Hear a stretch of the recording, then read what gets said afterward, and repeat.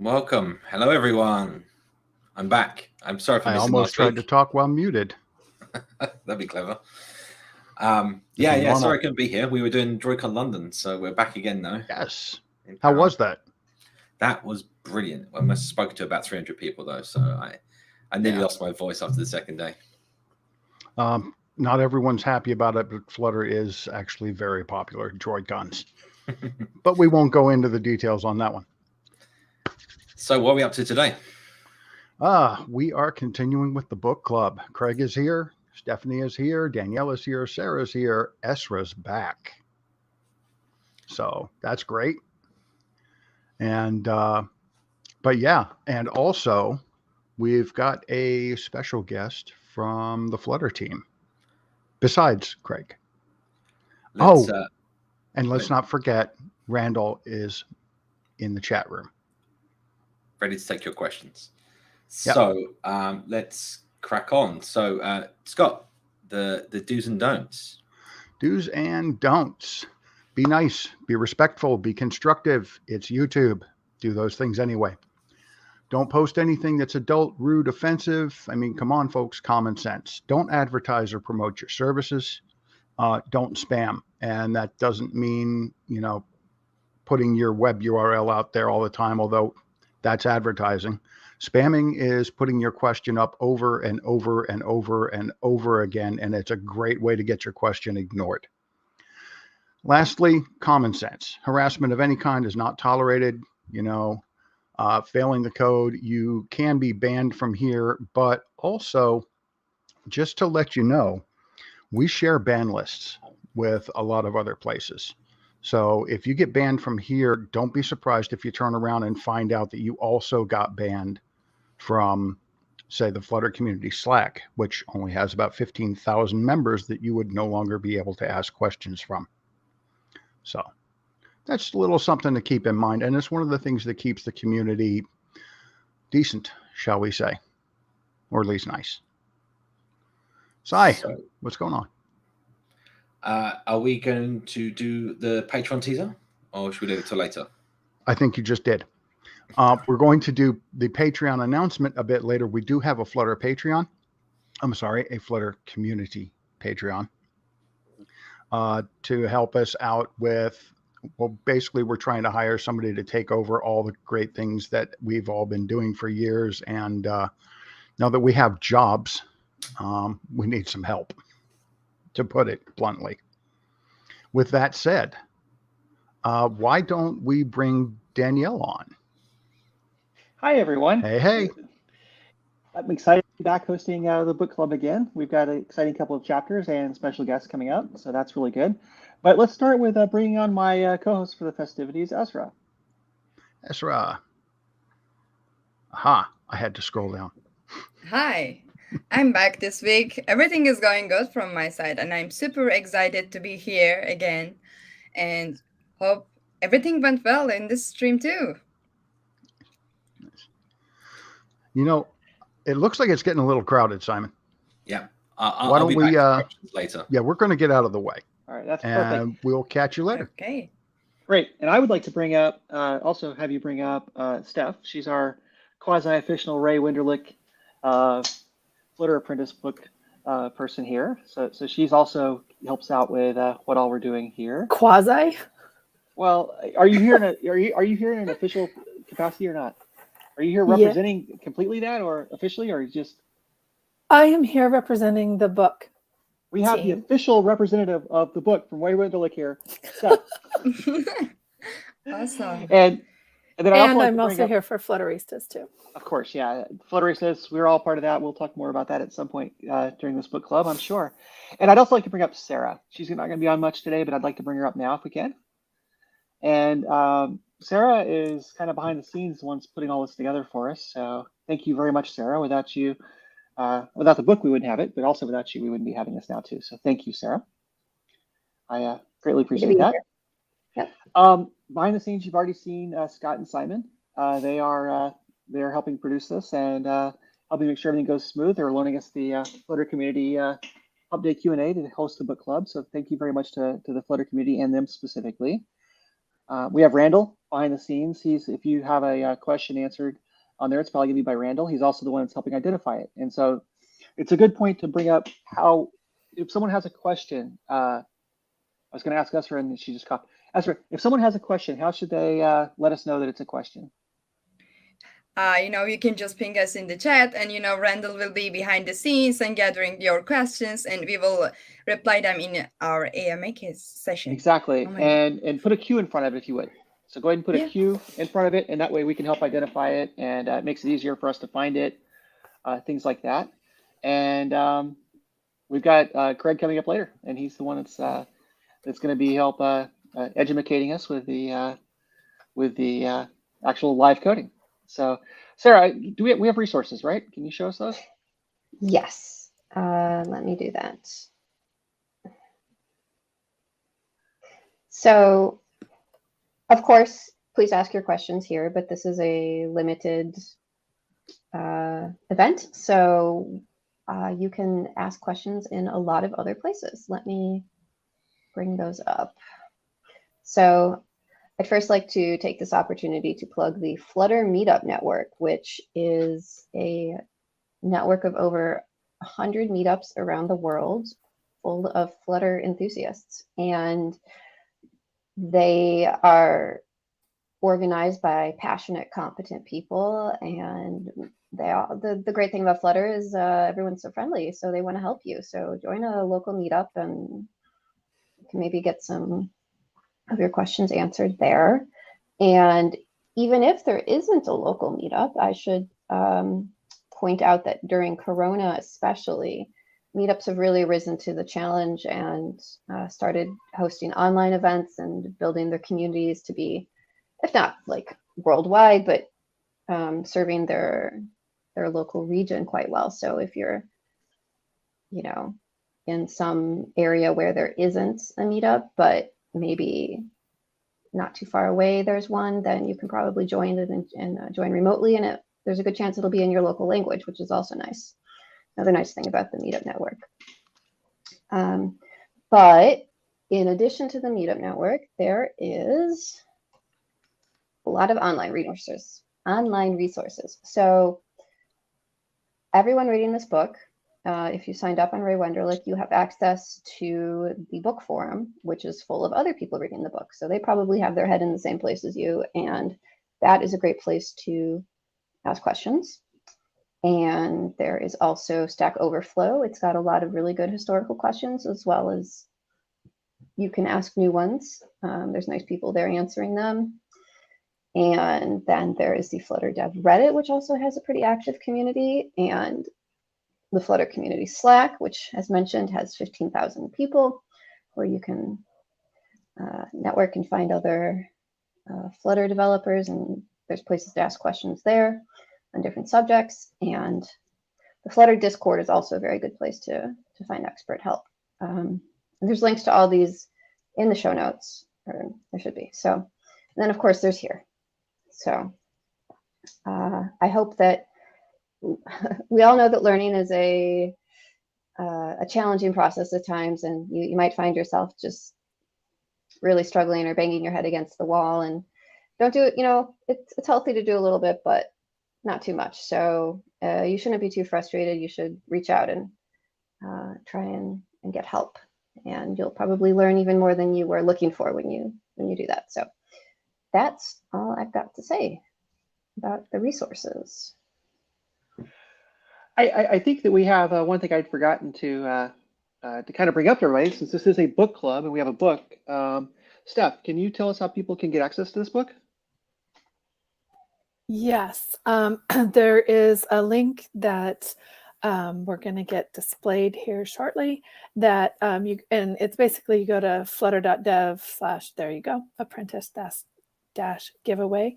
You go and there's a link. It'll take you to raywenderlich.com, and you can sign up for it. And then you have access until January 6th to Flutter Apprentice online. Then we also, as Sarah mentioned, there are forums that where you can go and ask questions, and book team members will answer those. And hopefully we can get that popped up too. And in there's also errata. We've talked about it before. We're all human and mistakes can get made. We try to make sure that there aren't any, but some do get through. And so posting, there's the link for the forums in general. But when you're posting errata, please go through and read the ones that have already been submitted. We're getting duplicates as people start books later than others. That way we don't have to just say, okay, that's already been reported. It also helps us not lose track of new ones. But yes, please post questions. We answer questions and we'll respond back to regarding the errata as well. We are working on a minor update to fix some of the things that have been identified. Large things we aren't able to incorporate quickly. It's just because our process takes time. All right, great. And I think that's about that. All of the stuff getting ready. So let's go check in with Craig and see what he has to say about Chapter 7. So thank you very much. Thank you. I'm going to sign off here. Thank you. Bye. Hey everybody, welcome back. It's week 4, chapters 7 and 8 of the Flutter Apprentice Book Club. As you know, my name is still Craig Labenz, and I'm here to talk about navigation, which you already know if you've read chapters 7 and 8. If not, no worries, catch up anytime. But yeah, chapters 7 and 8 were a bit of a grind, if I'm being honest, and I imagine that a lot of folks out there maybe felt the same way. But good news, I've got a different way to tackle that same functionality. So if you felt like chapters 7 and 8 were tough, because I definitely did, we're going to talk here about tackling those same things using packages, which handle a lot of the tedium ahead of time for us. So don't be too discouraged.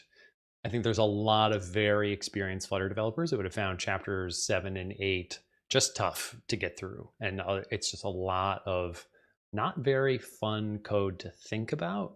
But it was very noble of the book to cover them, because the people that have built the tools that we're going to actually use in the APOD app, those people definitely had to suffer through all of this, so we thank them. But I wouldn't recommend that just about anyone actually continue to suffer through those things. You should use a package, and that's what we're going to demonstrate here today. But for now, let's just get into it. So what we're going to do here is pretty much all the slides up front talk about the different concepts, and then all the code is going to be at the end, so we're not going to be bouncing back and forth as much. But I think it works a bit better for this one because all the concepts are kind of front loaded. So first of all, navigation stack. They talk about this a lot in the book. And I wanted to kind of hit on why is it called a navigation stack? And that is because it behaves in the same way as a stack of items in the physical world.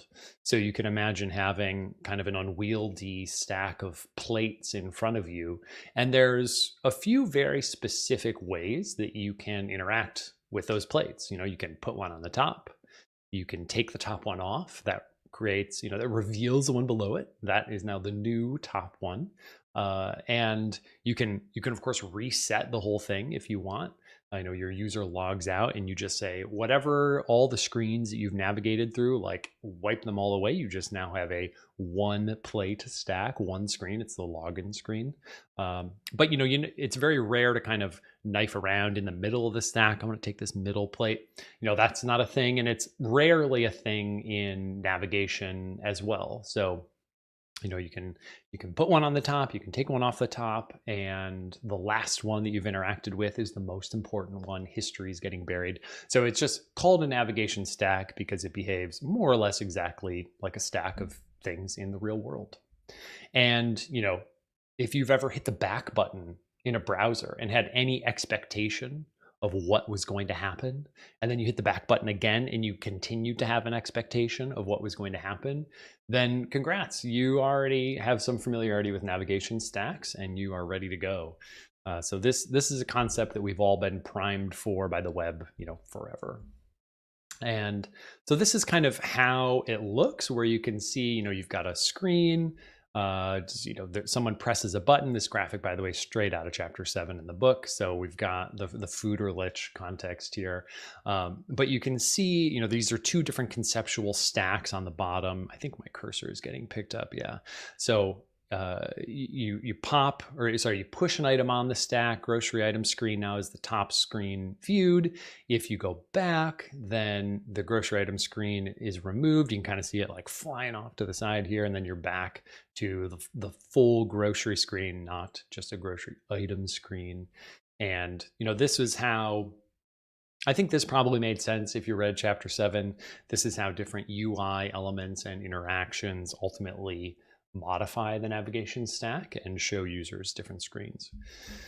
So how do we perform these operations in Flutter? Well, it's by writing some code that we have been using in the APOD app and they've been using in the Footer-lich app. So you've probably seen stuff like this. You may remember you access this global navigator object and you use the push method.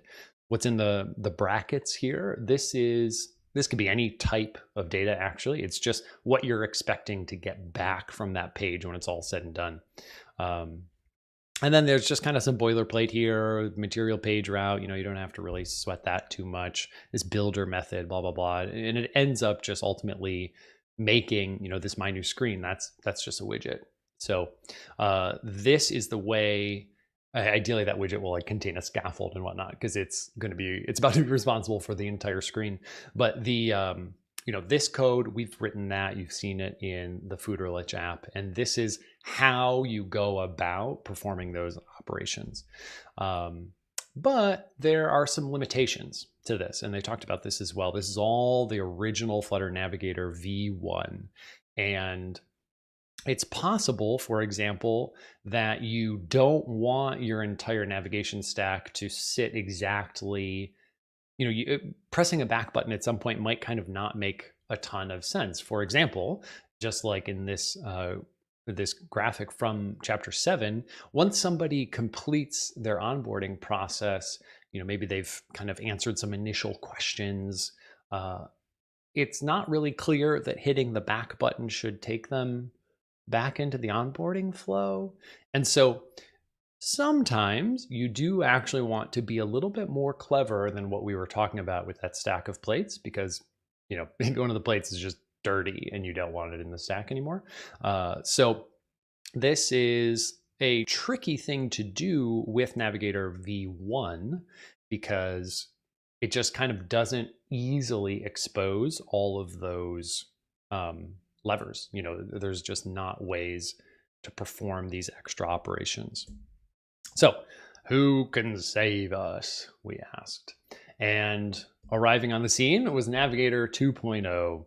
And Navigator 2.0, if you have any familiarity with it, then it is vastly more complicated. And that's, for better or worse, how Navigator 2.0 is.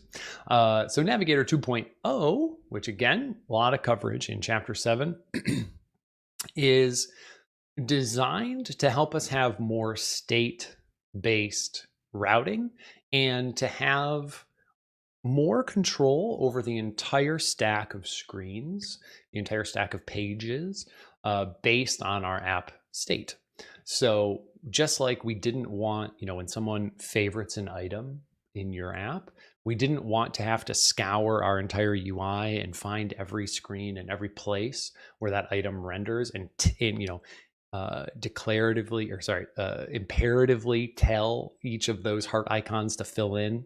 We just wanted our UI to react to how our app state was changing. The same is true for our app navigation. And this is more possible. It's more easily done with Navigator 2.0. The only problem is, and this if you went through chapter 7 and 8, it is a slog. to do.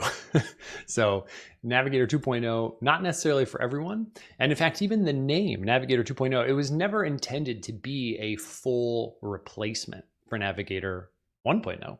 But the name 2.0 certainly indicated that it was. And so the folks that made Navigator 2.0 actually regret naming it that. So I gave a little thought this weekend to what we might call, if we renamed them. And so for Navigator 1.0, I thought we might call it Navigator Totally Good Enough Until You Don't Like It Anymore 0.0. And that really is kind of the deal with Navigator 1.0. It can get you very far. And then Navigator 2.0, because it's not a replacement for Navigator Totally Good Enough, blah, blah, blah. Navigator 2.0, I thought we could call Navigator Can Do Everything, but sometimes a little scary, so don't feel pressured 0.0. And these, I think, really, obviously, I guess they're a little long, but they communicate more accurately, I think, the state or, the real intention behind the two different Navigator paradigms. You are not doing it wrong if you use Navigator 1.0. That is important. But Navigator 2.0 is what it's called. And as I was just saying, it's not actually going to be called that for long, because I'm not sure if this has been announced yet or whatnot, but it doesn't matter. It's not going to be named Navigator 2.0 forever for the reasons discussed. It's actually just being renamed to Router. So you'll see that coming in the future in Flutter documentation. And if you ever see an official thing called Router on flutter.dev or stuff from the Flutter team, that is the renamed Navigator 2.0. So you really do not have to feel bad if you're using the old stuff. So in almost all cases, though, because we saw how just tough and how much of a grind the implementation of Navigator 2.0 was, in almost all cases, my very, very serious recommendation is that you use a navigation package. And that is exactly what I did with the Astronomy Picture of the Day app. I couldn't even force myself to write all of the code that was in chapter 7 and 8. It was just too much. So I've written different code and we're going to walk through it, but it has all the same functionality. And I think that we'll see when we look at it together that using one of these packages is really a nice way to go. So it's coding time. So I am going to hop over to the code. I need to zoom out a little bit. All right. So first of all, if you remember from chapter 7, the first thing that you do is yet again rethink how you handle tab navigation. And they also start to add in like some app initialization and some they have a login screen and whatnot. I actually haven't done much with login in the Astronomy Picture of the Day app, just because I didn't feel like it. But they start to add a lot more of these very high conceptual states to the Footerlich app, and we've added several of them to the Astronomy Picture of the Day app as well. And so one of those things that now becomes covered in this like umbrella high-level app state system is just which tab you're on as well. So that used to be a dedicated tab manager, and just like they do in chapter 7, I've kind of absorbed that functionality into this new top level app state manager, and it's still using change notifier, so we're still able to provide this to our app via the provider package, and it really was a well-named package, you can see there. So we've got App State Manager as well, just like they do in the book. Some of these can have same dummy functions, which will start to look more real when we get to actual state management. Again, we don't even have a login screen, so this function is never going to be called. But we have go to tab, we have go to recent thing. So similar, a lot of value out of this, because even for us, we're not logging in or out. We still have this app initialization handler. That's very helpful to let us know when to show the splash screen. And then we're just putting which tab we're on in here as well. So that is definitely, we're going to get a lot of value out of this. And then in main.dart, we've just made a couple tiny changes. I did end up bringing the multi-provider up top. Last week we talked about how putting it here was okay, but it did mention you wouldn't be able to handle the theme, and they do actually put a theme picker in chapter 7 and 8. So we'll need to have the multi-provider above the theme so that we can use that. And then lastly, we have an app state manager instance here. And this used to say tab manager. And that instance, actually, I'm creating it down here. And this is kind of worth being aware of because we need this variable to be created in a place where everyone can access it. And I needed to be able to call initialize app up here. So this prevents us from being able to initialize our app state manager down here like we are still doing with the journal manager and used to do with the tab manager. That's not really going to work anymore because it actually has to run some bootstrap code for us. And that bootstrap code, a common place to put it is in your main function before you even call run app. So we are doing the same thing. So, all right, let's see here. Now our app in the current state is not going to be functioning because the rest of our app is still using the tab manager. So I'm going to take a step forward in time where we've made some more of those changes. So git checkout chapter 7, step 2, define routes. And this is where we finally start to deviate from the implementation that is done in the book. And define routes for us.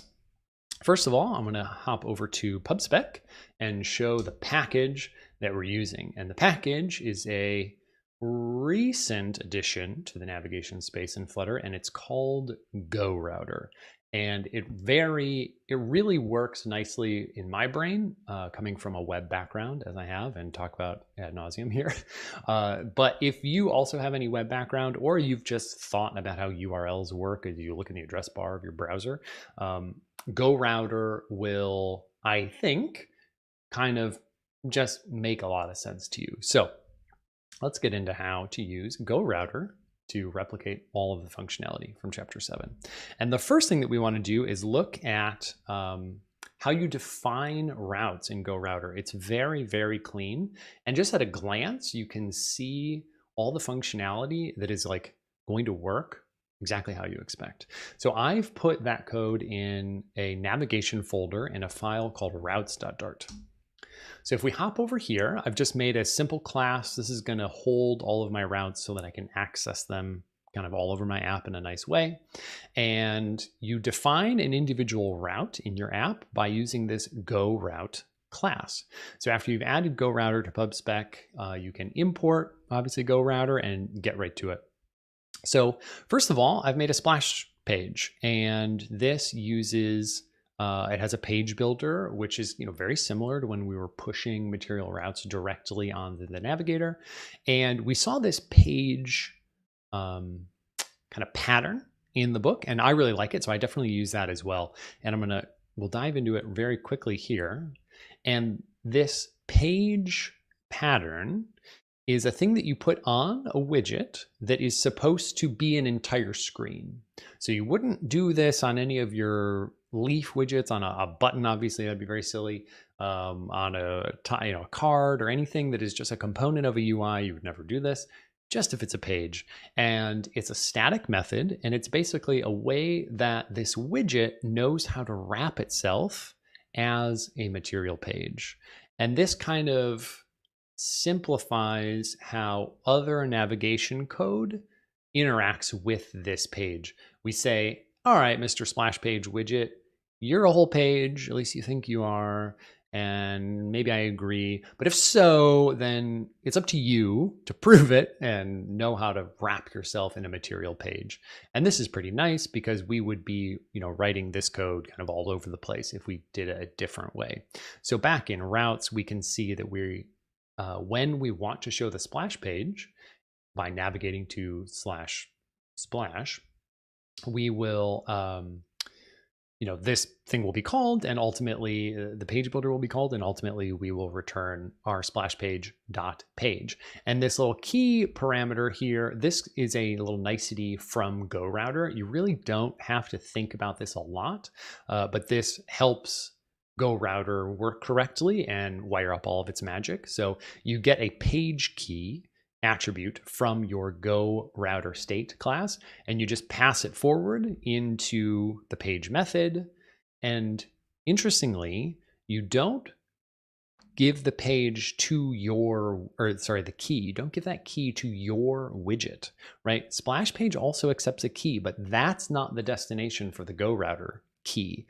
The GoRouter key is passed to the material page. So this key is coming from GoRouter, and that's where it's ending up. Note that we're not forwarding it here. So it's a possible gotcha. But anyway, we're back to routes. We've defined our splash page. We've defined a home page. It's just slash. This is very common, obviously, in any web implementation.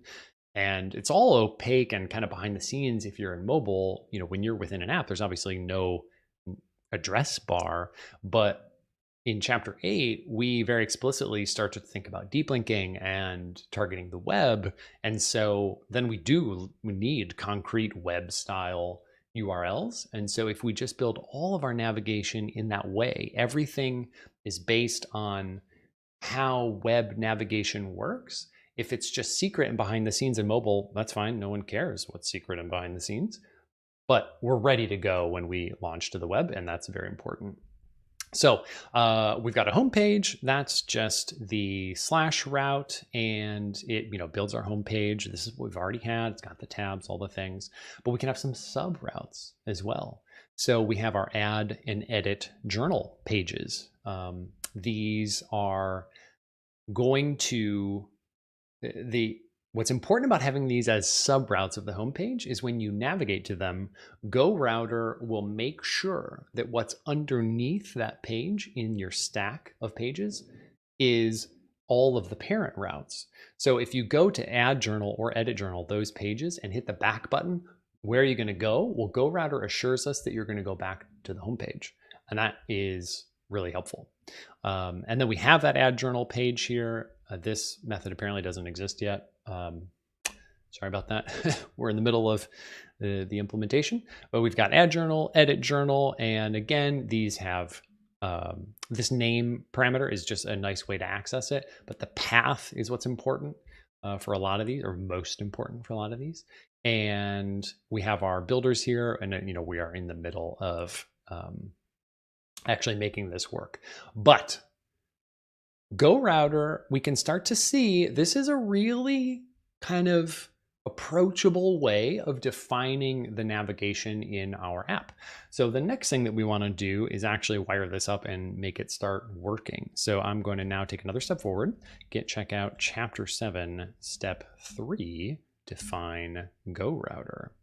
And nicely here, we can see that this was the step where I actually updated the journal manager. But GoRouter, we now have a new file called router, right? Yeah, there it is, navigation router. And here we actually make our instance of GoRouter. And the first thing that it takes is an initial location. So this was by the way, why I wanted to be able to always access my different Go routes elsewhere, because I want to not have to type /splash, which is awkward to say, all over my app. And so I wanted to always know exactly what this value is and not have to continue to type it everywhere and update it everywhere if it changes. So this is coming straight from this file. It's routes splash.path. And that is our initial location. So this will tell GoRouter, hey, when you start up and you don't have any other ideas, show the splash page. And then this is the entirety of our routes. And we specify here splash and home. And home, remember, brings with it all of those child routes. So that's add and edit journal, and that's pretty important. Refresh listenable, this means this is kind of that provider-consumer type relationship again. And App State Manager, if we recall, is itself a change notifier. And so what that means is GoRouter is going to subscribe itself as a listener. So anytime App State Manager calls notify listeners, which it obviously does in all of its interesting methods, then GoRouter will be like, oh, ho, ho, time to do stuff. And that's very, very helpful for us. We talk about state-based navigation. Next, we take this redirect method, and in here, you will start to write a little bit of code. And that this function will kind of grow, and at the very end of chapter 8, I actually have a significant refactor of how to think about this, but we'll get to that later. And in here, this is a method that is called every time GoRouter thinks it should land on a page, and it's an opportunity for you to decide, oh no, this is wrong, actually go there.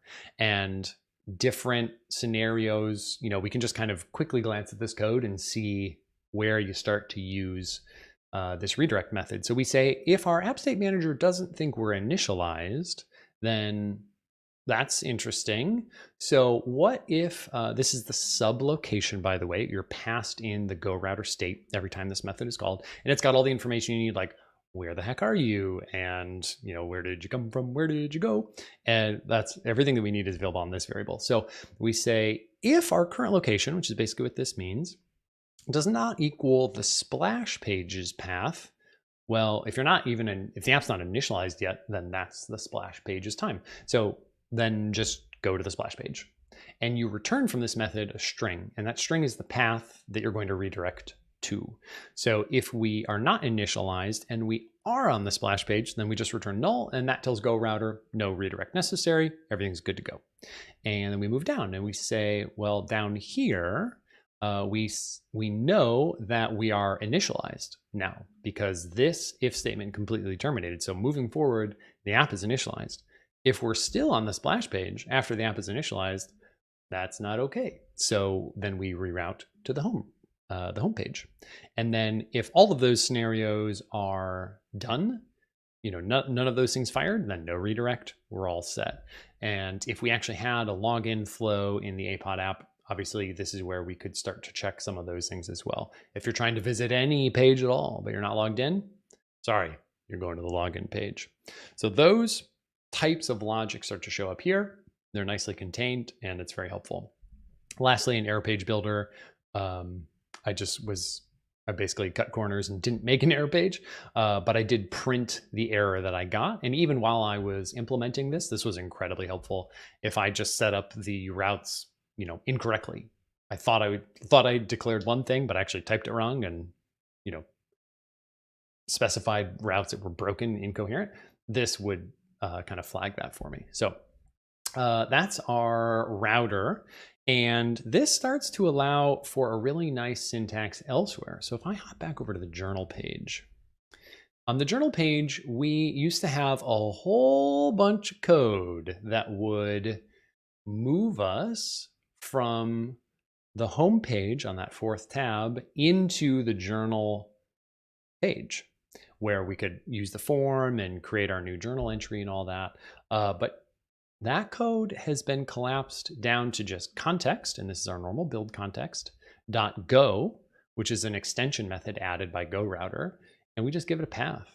And this is starting to seem like a lot of web-based routing. Very accessible. This code is easy to understand, easy to maintain, and let's just pop back, by the way, to check out chapter 7. I think step 1, this will of course still be the old version. So this is what we had before, where we're grabbing all this stuff, a lot of boilerplate happening here, a lot of boilerplate happening. But somehow with GoRouter, it became, don't want to type git checkout in the file. That's unlikely to work well. Git checkout chapter 7, step 3. All of that shrinks while the IDE updates some of these items to just context.go to this page. Pretty great. Now let's look at another one real quick. Journal list view.dart. And where was the navigation on this one? Right here, where we show each journal entry This again was a lot of code to navigate. And now our on tap handler, we just go to /journal, and then we pass the ID of the entry that was clicked on, which is of course doable because we're in this item builder. So this is happening dynamically as we go. All right, so let me build this real quick, and then we are going to be, we'll show that we've recaptured all of our old navigation functionality, but we're doing it with nav 2, which sets us up for chapter 8, where we start to care about deep links. And the code that we wrote to get here by using a package, we went with GoRouter. There are others. I think you'll enjoy GoRouter, especially if you have web familiarity. The code that we wrote to get here was not so bad. And it's going to stay not so bad in chapter 8. And that's really exciting because the stuff that you had to write in chapter 8 was even worse than chapter 7 somehow. So I found that building this with GoRouter instead, and after having just read chapter 7 and 8 and seeing all the stuff, like, oh my gosh, it's turning my brain into mashed potatoes. Writing this instead was really great. Okay, so here's our app. We're still going from page to page. This is just using our app state manager, so nothing crazy here. But this button navigates us to the entry page, and we say, hello world. No, of course not. That's obviously wrong. It's hello galaxy. And then body, whatever we save. So all of our functionality here is still wired up using GoRouter, and I thought it was pretty clean. So that's GoRouter. That's chapter 7, tackled a different way. We're going to open it back up for some questions here. And then I'll see everyone again for more GoRouter action for chapter 8.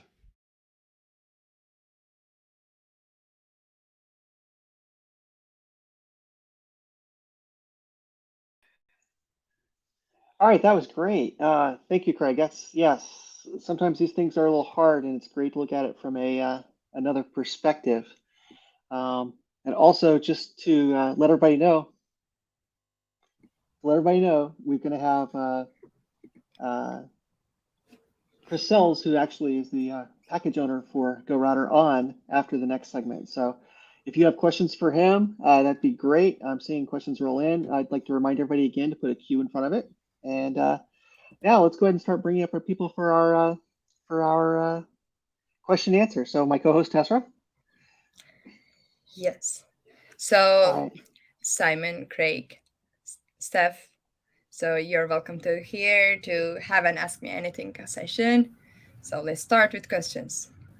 All right, that's great. Okay, here's our first question. We want to package with easy restoration using Nav 2.0 under the hood. I'm not quite sure what we mean by that.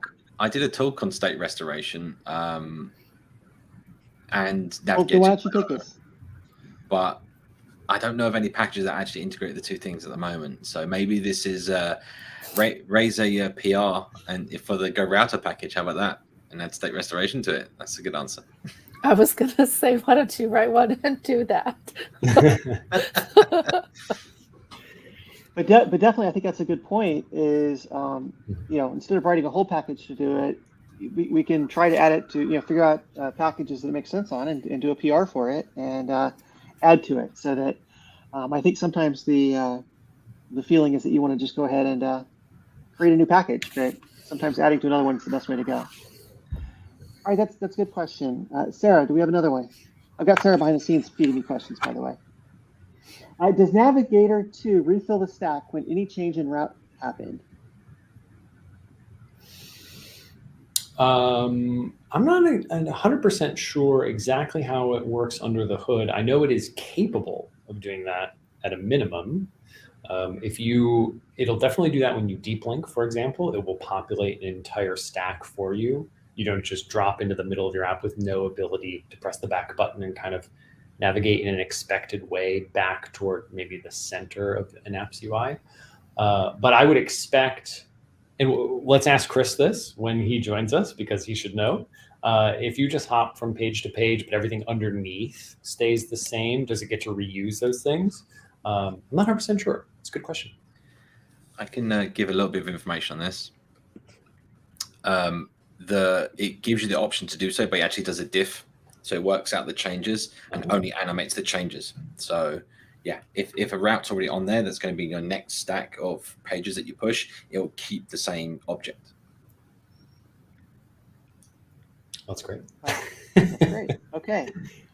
Can we use auto route? I presume that's a package. It is, and it's a great one. You can definitely use auto route. Okay. I'm not as familiar. Simon, are you as familiar with its kind of edge cases and how far it gets you? I'm not. I know you can define your routes with it, but I'm not sure how it works with Navigator 2. Right. It does have a really nice, elegant API. You can use a couple little decorators, and it'll generate some type-safe routing methods for you. Auto route's great. I've used it, and I like it a lot. So always a good choice. Great. All right. Hi, could you give some advice when using navigation and deep link to open at from URLs, and what package can help for this feature? Thanks. This sounds like a little bit of foreshadowing. It sure does. Ben, boy, are you going to like chapter 8. So that is about 90% of what we talk about in chapter 8. And stay tuned. Coming up very soon. All right, where do Flutteristas gather? For anybody that doesn't know from this time around, right now the co-organizers of Flutteristas include actually Esra, Stef, and myself. And Stef, why don't you take this question? Okay, so for those who don't know, Flutteristas is a global Flutter community for people who identify as women or non-binary. And right now, because we're located all over the world, we meet virtually. If you're not a member of the Flutteristas and you want to be, you meet the criteria of being a woman, non-binary, and have a passion for Flutter, go to flutteristas.org, and there's a link to a form that you can fill out. There's several questions that need to be answered. And then we go through, look at your application. If you meet the right criteria, then we add you. We try to have meetings once a month. We have a Slack that we chat and ask questions. Sometimes we're not able to have a meeting once a month. It all depends on if we're able to get a guest speaker.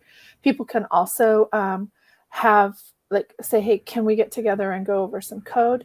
Because they may need some help. It's a safe space for women and non-binary people to work and get help with Flutter and build a community.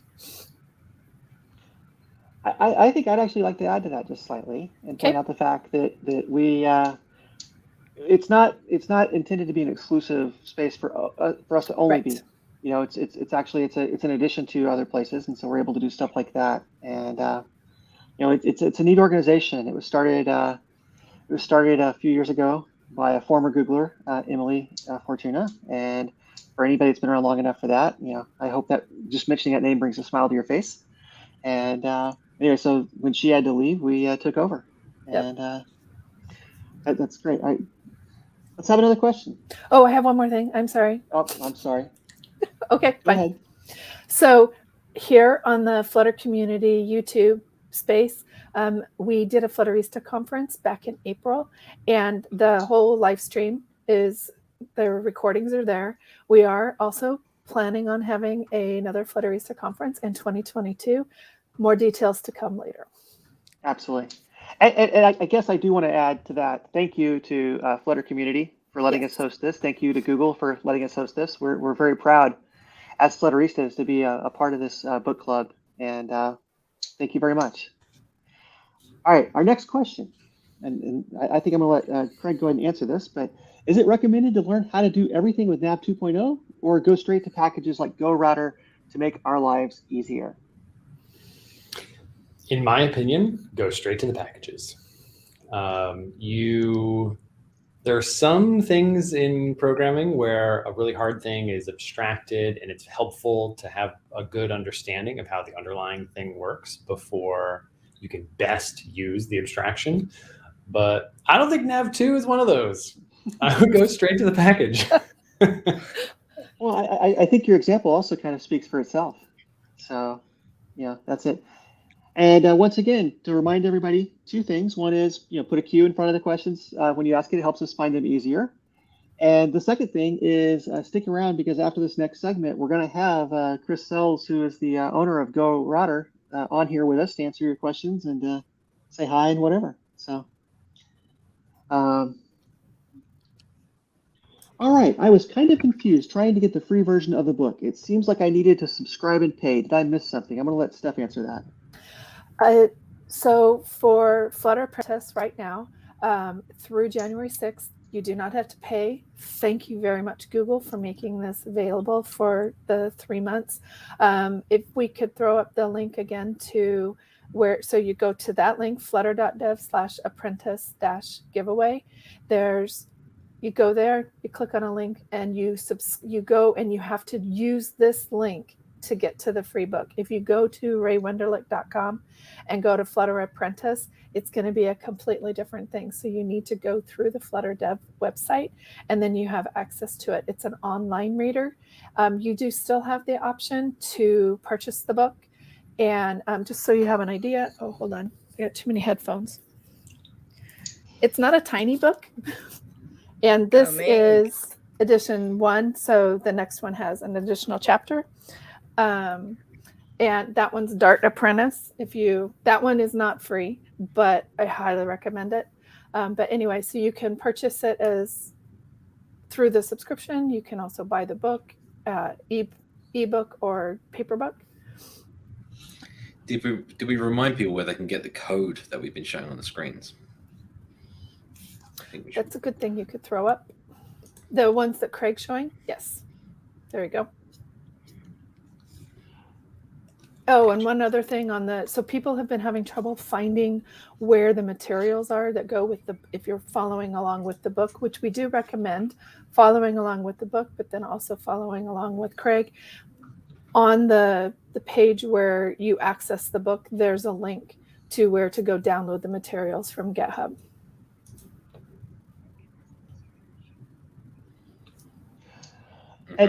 And I think I'd like to go ahead and mention that all of these are in the show notes, so you don't have to try to take a screenshot of the YouTube video or whatever to get it. They are in the show notes, so it should be accessible that way. Excellent reminder. All right, great. When do we need the factory method? I think they're talking about to make a method that starts with the keyword factory. And in short, you don't need to use it. There's some circumstances where you want to perform some logic during construction, and that's when you need to use a factory method. Yeah, it's a type of constructor on a class. If you want to know more, there is information on the Dart website, dart.dev, and in the language tool. But to be clear, you could get away without using it your whole career, right? I hardly ever use factory methods, to be honest. Oh. It's useful when you use it. All right. Splash page navigation. When does it render? So what I think this question is asking, when does our navigation system lead to our Flutter app actually showing the splash page? And if I have correctly read the question, then the first second or two while your Flutter app is initializing all of its stuff, actually in practice, it'll often be faster than a second or two. We've just set a 200 or 2000 millisecond timeout. So it's firmly 2 seconds for us. But in chapter 8, when we're hitting deep links, I'm going to be refreshing the page a lot, and you're going to spend more time than you want actually looking at the splash page. So it's just at the beginning while the app is first launching. All right. Great. Do we have more questions? Okay, it seems like root back button dispatcher does pretty much everything we want the Android back button to do. When are there times where we don't want to use that? I think we're looking at you, Simon. Mm-hmm. I have to be honest. I don't recognize the class. Is that the one from Go Router, Is that one from Go Router? Pass. I know you use it in Go Router. I don't know if it's originated from Go Router or from the Flutter framework, but this is a great question. You've stumped the staff. So Chris Sells coming up. Yeah, well, that's Chris. It's a case of, I think it's a kind of a case of you want to deal with the boundary backbone behavior, but you want it to link into your navigation stack. Yeah. And that's what this has been used for. However, there are other ways to override the back button, and these have always been around, and the behavior of which in Flutter. Oh, there's a widget for that. I just left my mind. Yeah, but if you read up on the guide, you'll find it, I'm sure. All right, Stef, do you have something to add? Yeah, so one of the things that is covered in the book, because we know that the Android back button is, there's some uniqueness to it, that is addressed in the Flutter Apprentice book. And so if you just follow along, I can't tell you exactly where it is, but I know when I was doing my tech editing that I did see it. So, and I'm not an Android user, so it was nice for me to see that because it's something I wouldn't have thought about. All right. So do we need to handle the on-back press with Go Router?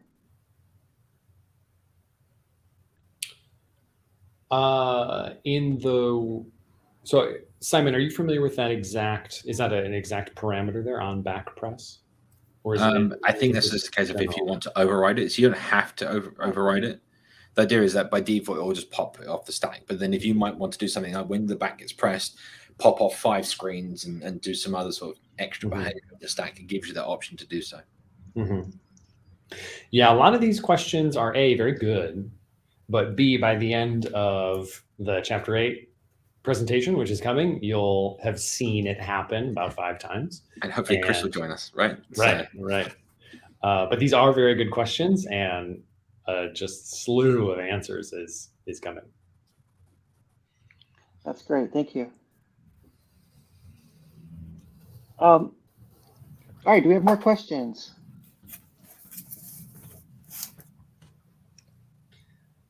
Well, all right. We've got one. We've got another one. What kind of widget should we use to make a responsive app, such as app which works for a phone to a watch screen size?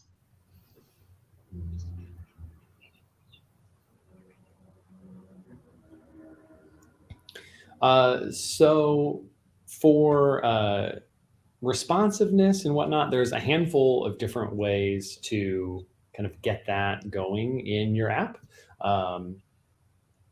2 come to mind immediately. At any point in any of your build methods, you can start to branch how you assemble your widgets by accessing the media query.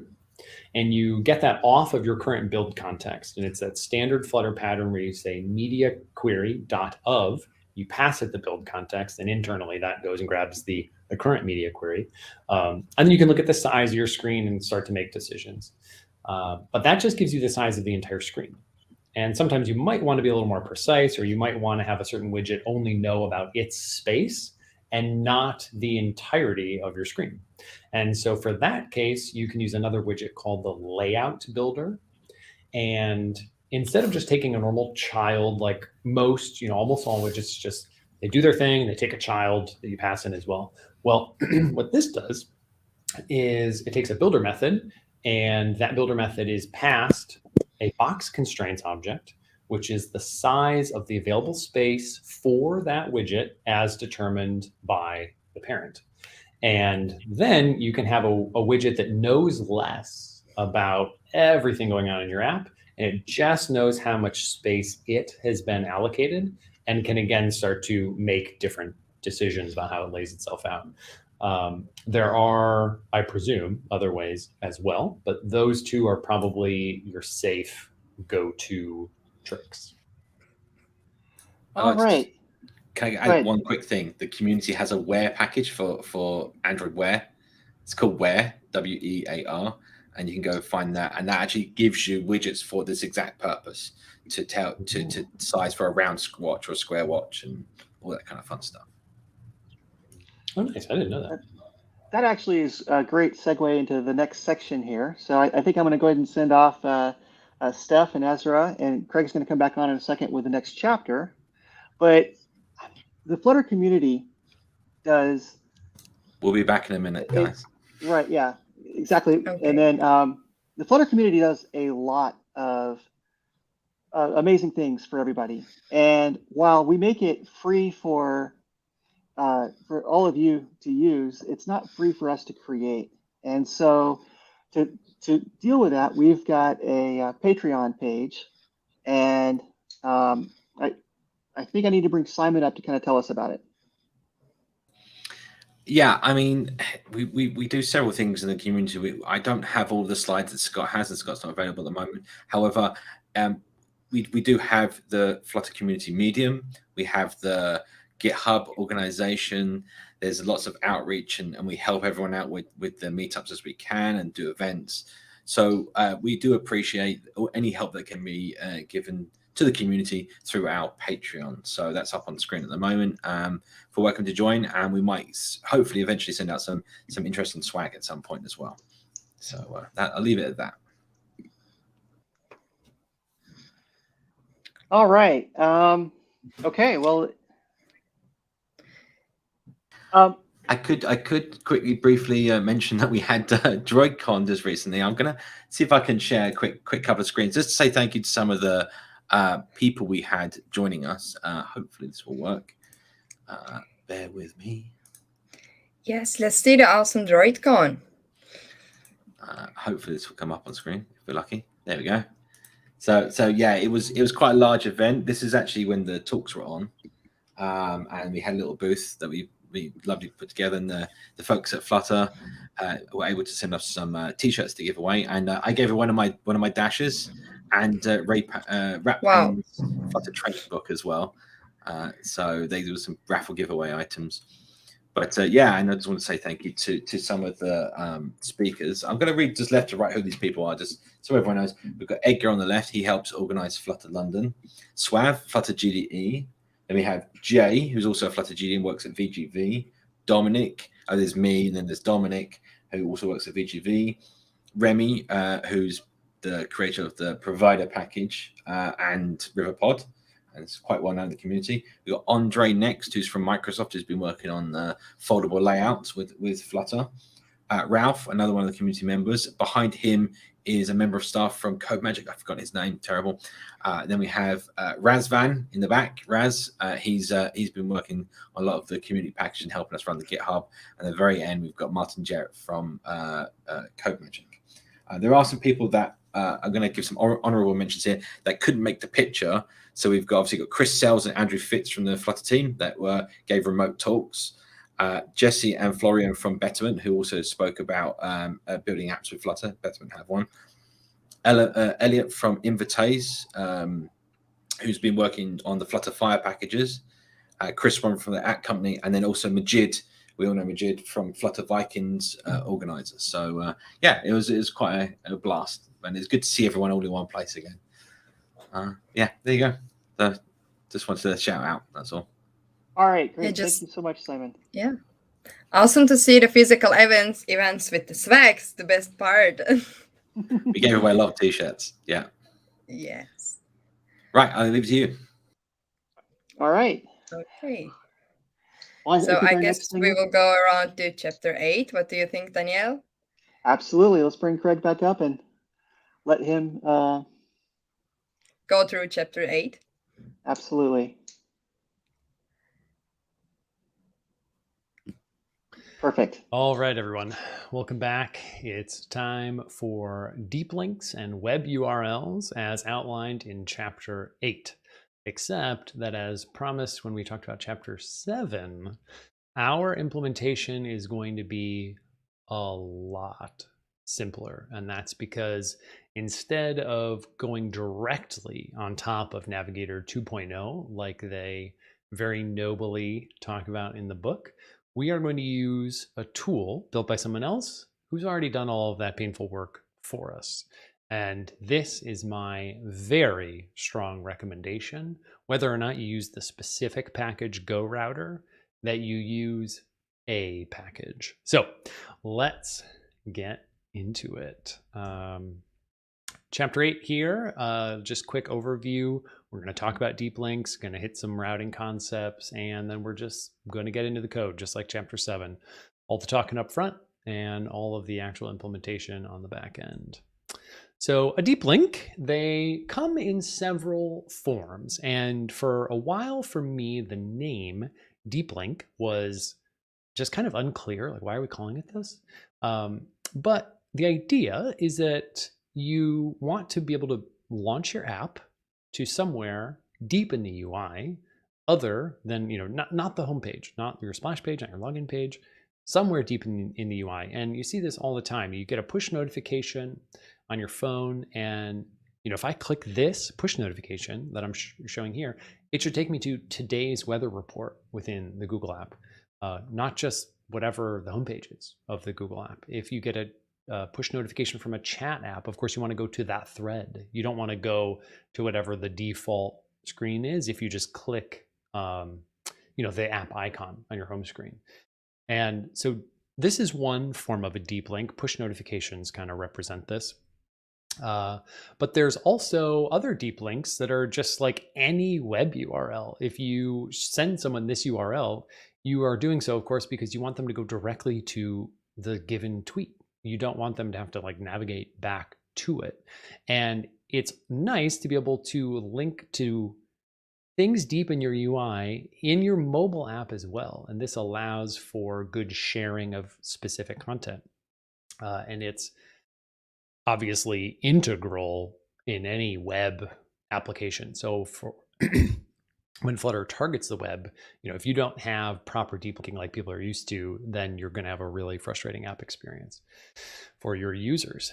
So more deep links would be something that routes actually to the app store, so they can download the app and then bounce back to the specific page. If the user encounters a deep link but they haven't even installed your app yet, there's another kind of form that this takes.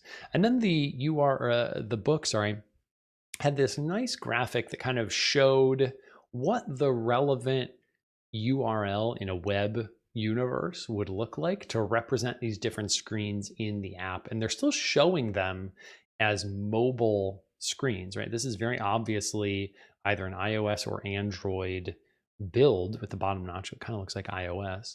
But yeah, it is iOS. Anyway, it doesn't matter. This is a mobile screen, and we're just kind of imagining what an equivalent web URL would look like. And that's going to really help us get into the right headspace as we actually add deep linking to our app. And so just kind of one last little bit to really hammer this home. You've got this is your normal kind of flow in an app. You start on the bottom there in the yellow circle, which is, you just show a screen, and it's probably the splash screen, and then it might be the profile page or, login screen or what have you. And then there's the user does something, there's some user action that creates a navigation event. That navigation event is parsed and understood, and then you show a different screen. And that's just how your app lives.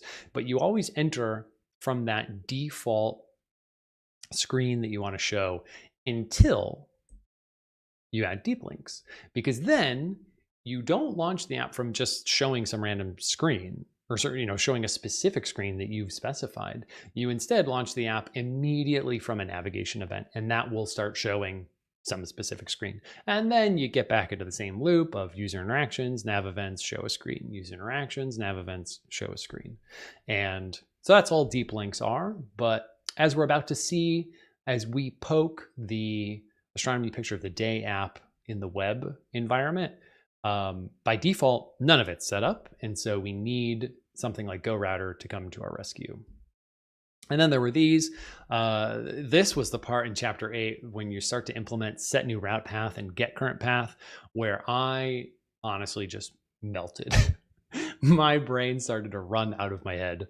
I was like, if this was my job to write and think about code like this all day, I would become a park ranger or something. I would do anything I would jump out the basement window, anything to escape writing code like that all day.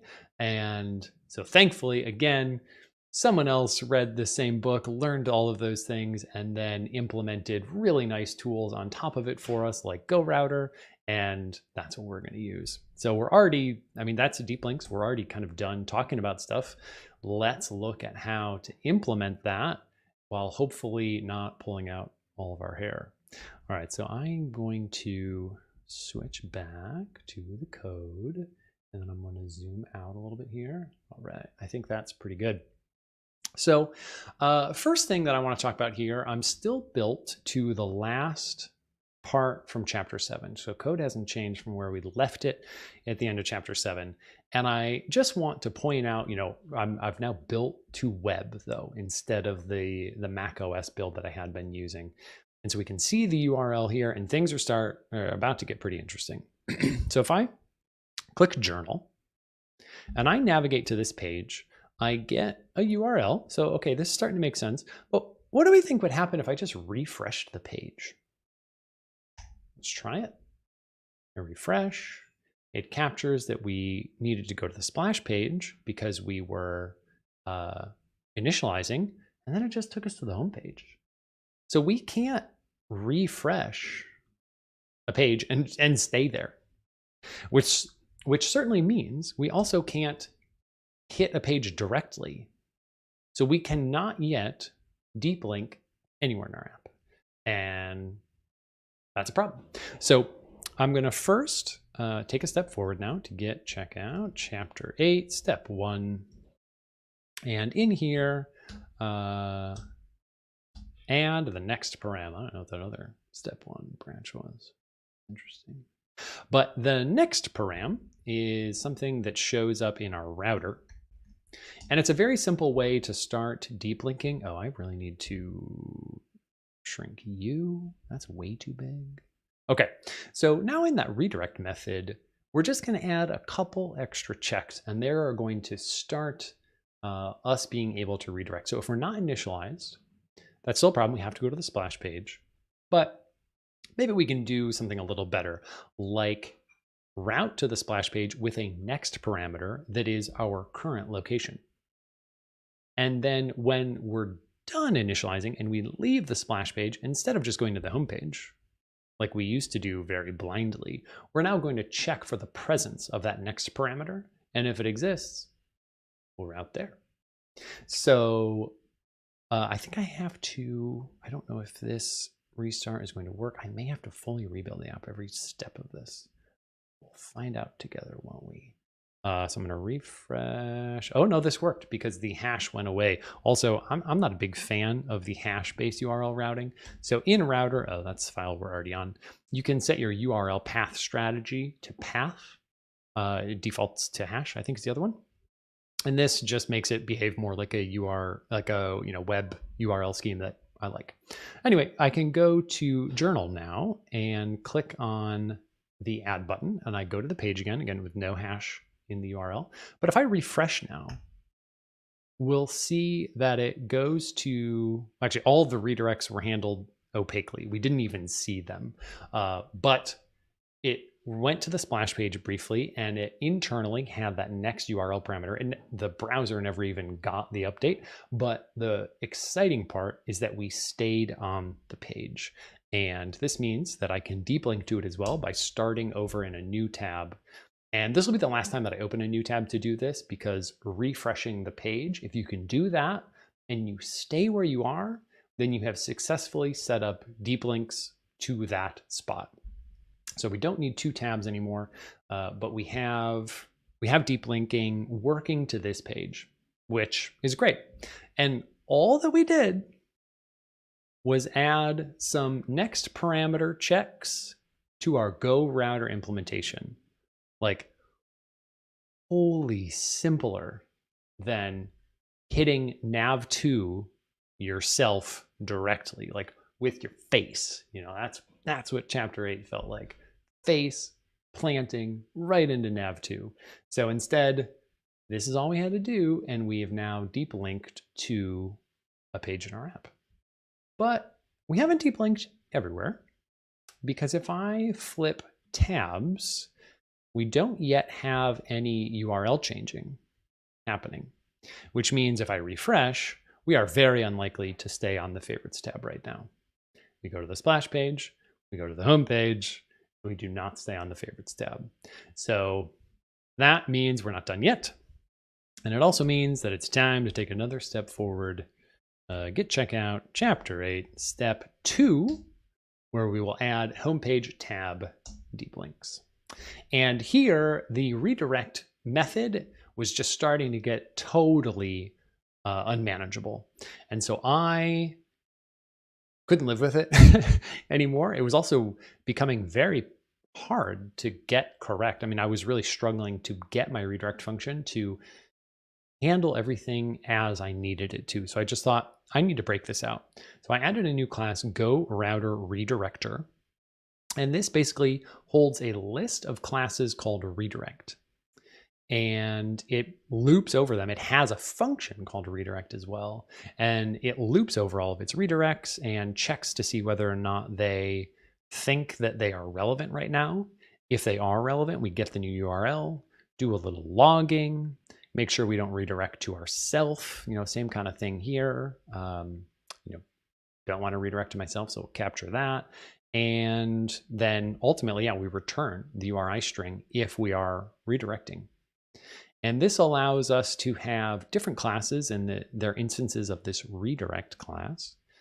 This is all just me pulling stuff out of thin air, by the way. This is not the official and only way to use Go Router, but it felt like it worked for me when I was working on this.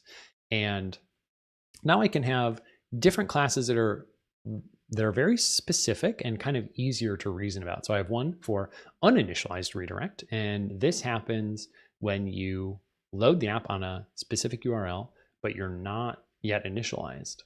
And then we have on initialization redirect. This gets you away from the splash page when the app is initialized. And then lastly, we have our home tab, update home tab redirect. And this is what solves the problem that I was just outlining, where we can't refresh and stay on a tab in the URL or on the homepage. I'm going to rebuild this as well while we're talking. But if I scroll down, we have this abstract redirect class. It defines two methods that you must implement. Predicate, that just means this has to return true before anything else happens. So the use of get URI is predicated on predicate returning true.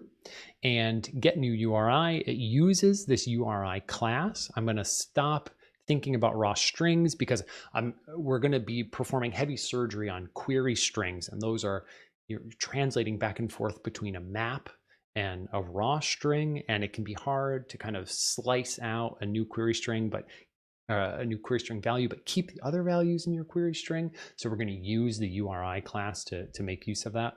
And uninitialized redirect, this contains logic that we already had in our previous implementation. Chapter 7 code, this was already here. Step 1 of chapter 8, that's where this appeared. So this just was moved into its own class in the get new URI method. Further down, on initialization redirect. This again is code that existed in step 1, where we just say, okay, I only care about this if the manager thinks we're initialized and we are on the splash page. Because once the app is initialized, you got to leave the splash page. So that's when we care. That's when this class cares. And so it says, all right, get new URI. It checks for the next parameter, just like we had before. We're going to also have to start thinking about the tab parameter. So this is a little bit more where breaking this out made it easier for me to reason about. And then as we scroll down, there's the actual update home tab redirect class. And this says I only am active if I'm on the home page. So pretty straightforward there. And then get new URI. This took me a little bit of thinking about to get right. But the actual functionality that we need is to just say, all right, let's check our app state manager, which is passed to us every time as we go here. And let's look at the selected tab that we think we should be on in memory. Because remember, this is what we update every time we click on something in the bottom nav bar. We go there first, and then changes start to propagate. So redirect is going to be called in Go Router after our app state manager is updated. And so we ask our app state manager, hey, what selected tab do you think we're on? As a string, of course, because I have strings in my query parameters. And if the query parameters are stale, if we have a different tab in the query parameters, then this is where we really get a lot of use out of this URI class, because we're going to copy all the query parameters. This is as a map, we can see. And then we're going to add, we'll set, it could be stale, it could have been missing, but we set the tab parameter to whatever our app state manager thinks it should be. And then we return our new URI, which is the same path that we're on, should be the home path, and our updated query parameters. And we can see here that when this built, it already kicked into place where we first targeted just the home page, and it went to the splash page, went to the home page, and then immediately added tab equals 0. And you could get clever and not have it add this for the home tab if you don't want that to always show up, but it didn't bother. Now, if I click on the recent tab, it says tab 1 is in the URL. Okay, that's pretty good. Tab 2 still in the URL. Another thing to check, by the way, I want to make sure that I can still scroll down and maintain my scroll position. So tab 3, back to tab, well, on the URL, array indices. This is tab 1, not tab 2, as I've been calling it. But I stayed scrolled down, and that's critical. So we didn't break that functionality. So everything is seeming pretty good here. And as I said earlier, if your URL changes, then you at least have a chance of being able to deep link to that spot in your app. So if we refresh right now, we go to the splash page, we can see there in the other parameters that it kept track of where we were going, and we stay on tab 1, which is awesome. So this is, our tabs are now working. But then, as I was stitching this all together, I noticed that I missed one thing. If I click on any of these detail pages, I just hadn't touched this code at all. And so the URL doesn't change. We're on this new page, but this means that we actually have some old stale nav1 code. And I really wanted to, I was actually kind of happy that I had missed this at first, because I wanted to highlight that if you mix old nav1 code and something sophisticated in nav2, you might get weird outcomes. So we can pop over to the current APOD page, recent APOD page works the exact same way, but oh no, we forgot to update the navigator.push call here. And this means that our URL is not changing, because GoRouter is thinking about everything in URLs, but the old navigator, there's nothing to make it do that. So the URL doesn't change. We clicked into this detail page, but we are not going to be able to refresh and stay on that page because the URL was left behind. So just very quickly wanted to highlight that, and we will now do a git checkout, chapter 8, step 3, APOD detail deep links. We can see this vanishes, right before our very eyes. The code got a whole bunch simpler. And now if we do a restart, we'll see that individual detail pages work as well. Oh, something went wrong with loading the data. It's a JSON file sitting right in front of us. How did we get a broken? Goodness, what is happening here? Amazing. Oh, right. We have to do a whole restart of this, because I realized at this point that I needed a, I'll start the rebuild while we do this. How do you do stuff? Run, start debugging. There we go. Yeah, so I realized our APOD class didn't have an ID before, because we never needed it. So I added an ID. Shame on me, I didn't give it a doc string. Definitely should have. But then I went into the sample files and I added the ID everywhere. And it must be the reference to the assets get loaded in memory and then don't get refreshed or something. So a hot restart, you're not able to get fresh assets. I'm guessing that's what it is. But I have to do a complete rebuild here. But no, it'll work. And yeah, debug console, that's pretty good. So now I can click on this. We go to a link that shows the ID from the item that we were just looking at, and sample current, right? This is the one that we're on. So ID 7, that all makes sense. And we can refresh, and wouldn't you know it, we're going to stay on the page via these next query parameters that we've got going on here. And folks, that's it. We did all the deep linking that is present in chapters. Well, the deep links are just chapter 8 in the book, but we did all the navigation from chapter 7, all the deep links from chapter 8 with a much simpler Go router based implementation. And I just recommend that you do the same.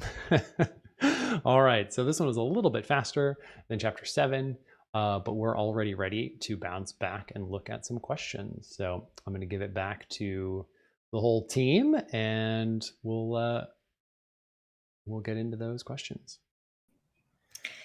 Yes, thank you, Craig, about it. So I would like to invite my co-host Danielle here. Welcome Hi, back, Danielle.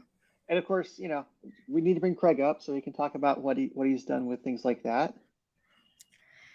And Yes, we have a special guest. He's a great friend to the Flutter community. Basically, Flutter enthusiasts everywhere, but especially the Flutter community. And I'd like to invite Chris Sells onto the screen.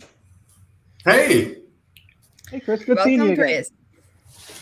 Craig, those were amazing videos. I loved how you simplified all that code.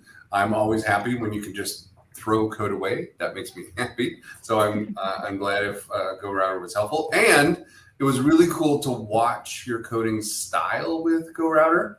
It's completely different than the way I write my code with Go Router, which makes me so happy, because what that means then is, you know, you're free to use it how it works best for your own coding style. And that just makes me so happy. Well done. Yeah, no one ever recognizes anything that I do as, you know, something they would have done. So pretty common experience you've just had. That was awesome.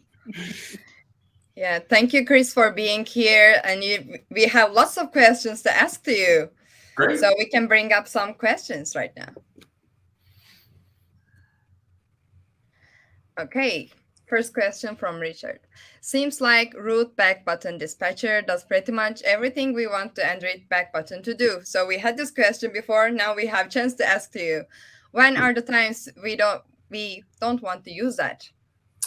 So mostly the times you want to use the child back button dispatcher are when you start having nested navigators, right? Multiple navigators in the widget tree, which I have yet to do in my own code in a real world scenario. I haven't engineered Go Router to handle that case specifically because I haven't figured out yet anything I needed it for. If that's the case, if someday I do figure that out, then I may well have a better answer. But as of right now, the default back button dispatcher, which is the root, seems to cover all the cases I can think of. Craig, it looks like you're thinking about stuff. Yeah, what you just said kind of reminded me of some stuff. I didn't know anything you just said, so that was very helpful. But in iOS and Android, there's an ancient video on this from Andrew Brogdon about different kinds of navigation stack patterns between iOS and Android. And I don't even remember which one does which, but one of them does a thing where each tab in the bottom of your app can have its own navigation stack. So you might be on the homepage, and let's say it's the Twitter app, and you click into a tweet, and you like click into another tweet, and you kind of go down some rabbit hole. That creates a whole navigation stack. Then you click a different tab on the bottom of your app, and you don't like replace that, or you don't lose that, you don't add on top of that, basically nothing. All that navigation you're just doing is kind of pushed to the side a little bit. You have a fresh navigation stack. And when you click back to that first tab, you'll return to the tweet that you were on, and your back button will start just reversing the path that you took through all those tweets. And Chris, when you talk about having nested navigators, right, I sure do suspect that that's what you're talking about. So there's a couple of different things. One, yes, well, I was actually talking about a slightly different scenario. However, the thing you're talking about is actually super useful. It is not something that GoRouter supports out of the box today. However, right now, as a PR, one of my contributors on GoRouter, Sean Blaze from G Skinner, has provided a sample of how to use GoRouter to do exactly the thing you said, right? Have multiple tabs. Each one of them has their own stack, etc. And so you're totally right. I could imagine, using the child back button dispatcher in that case as well, where you want to kind of, or even a custom back button dispatcher where it would kind of walk through. Oh, you're all the way to the top of that stack. You must mean going to the top of it, starting at the bottom and going at the top. It's hard to really know what the back button means in that case. It feels like go to some random page that you might have seen before, which, I'm not sure is super helpful, but it's certainly possible. Yeah. Yes. Thank you. I- Danielle, do you want to add something? Yeah, Please. the only thing I want to say is that Craig had mentioned Andrew Brogdon, and I've seen him commenting on this video. So he may not be on stage today, but I know he's back there, and I want to say thank you to him for jumping in on that. Yes, thank you. So here we are. Our next question: does we need to handle on backpress with Go root? No. It just works, right? The right thing happens.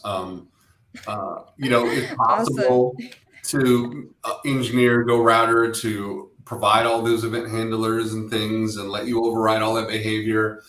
The ones where I couldn't think of any reason why you'd want to, I just left out. Maybe in the future somebody will say, "Oh my God, I can't do blah blah blah." And in fact, we recently had another contributor who was like, "Hey, if I can just get in between, the material app and the navigator in the hierarchy, I can do all kinds of amazing things." And that's where the navigator builder callback came from, where it's just one little callback. Mostly you don't need it, but it's handy if you want to, like, for example, put your data provider in the widget tree right above the navigator so that all your pages had access to it without having to, go to the top of your app and throw it on top of your material app or your Cupertino app.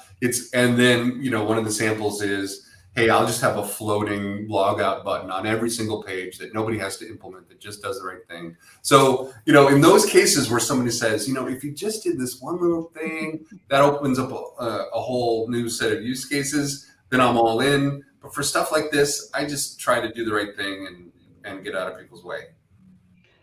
Well, Chris, you mentioned a couple of times contributors and stuff like that. So I guess it's a good time to ask, as the package maintainer, what do you look for when someone submits a PR and deciding whether you're going to take it or not? How can we be good citizens and help out? Sure. So what I'm looking for is code that matches the style. And the good news is, in terms of, the formatting and stuff like that, Flutter and Dart have their own formatting. We just use that. That's great. We no longer have to have those arguments. It's just formatting has been decided, which is fantastic. And I'm looking for, doc comments and two other things. I'm looking for tests that test these new features. I've tried to put in as much unit tests as I can.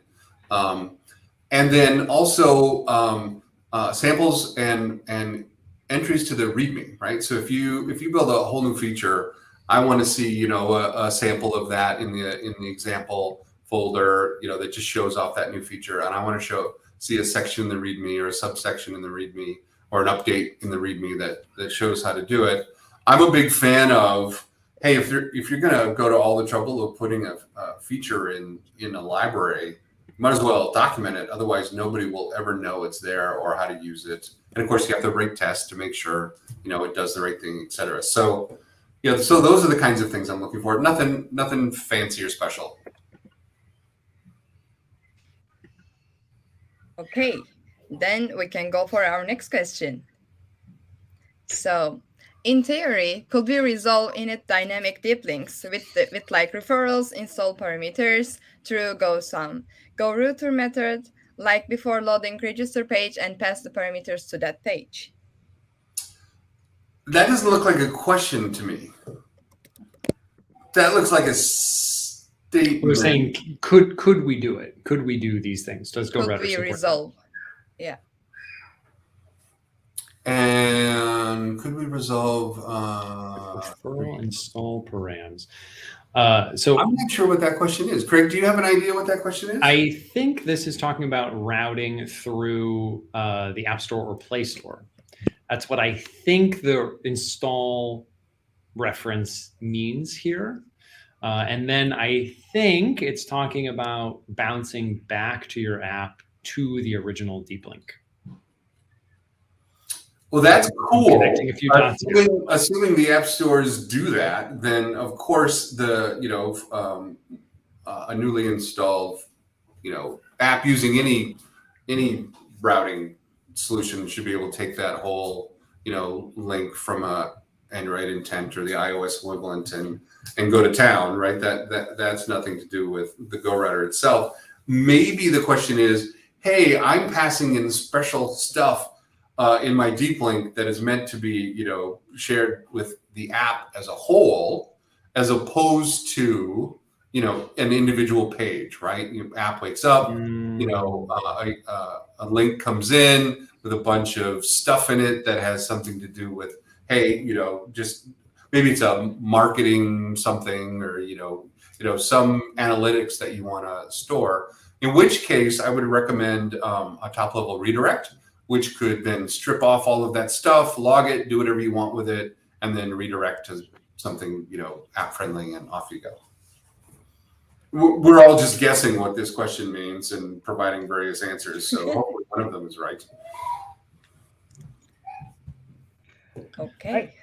I think we have a package that might help with that. If you look there in pub packages, Android Play, Install, Refer.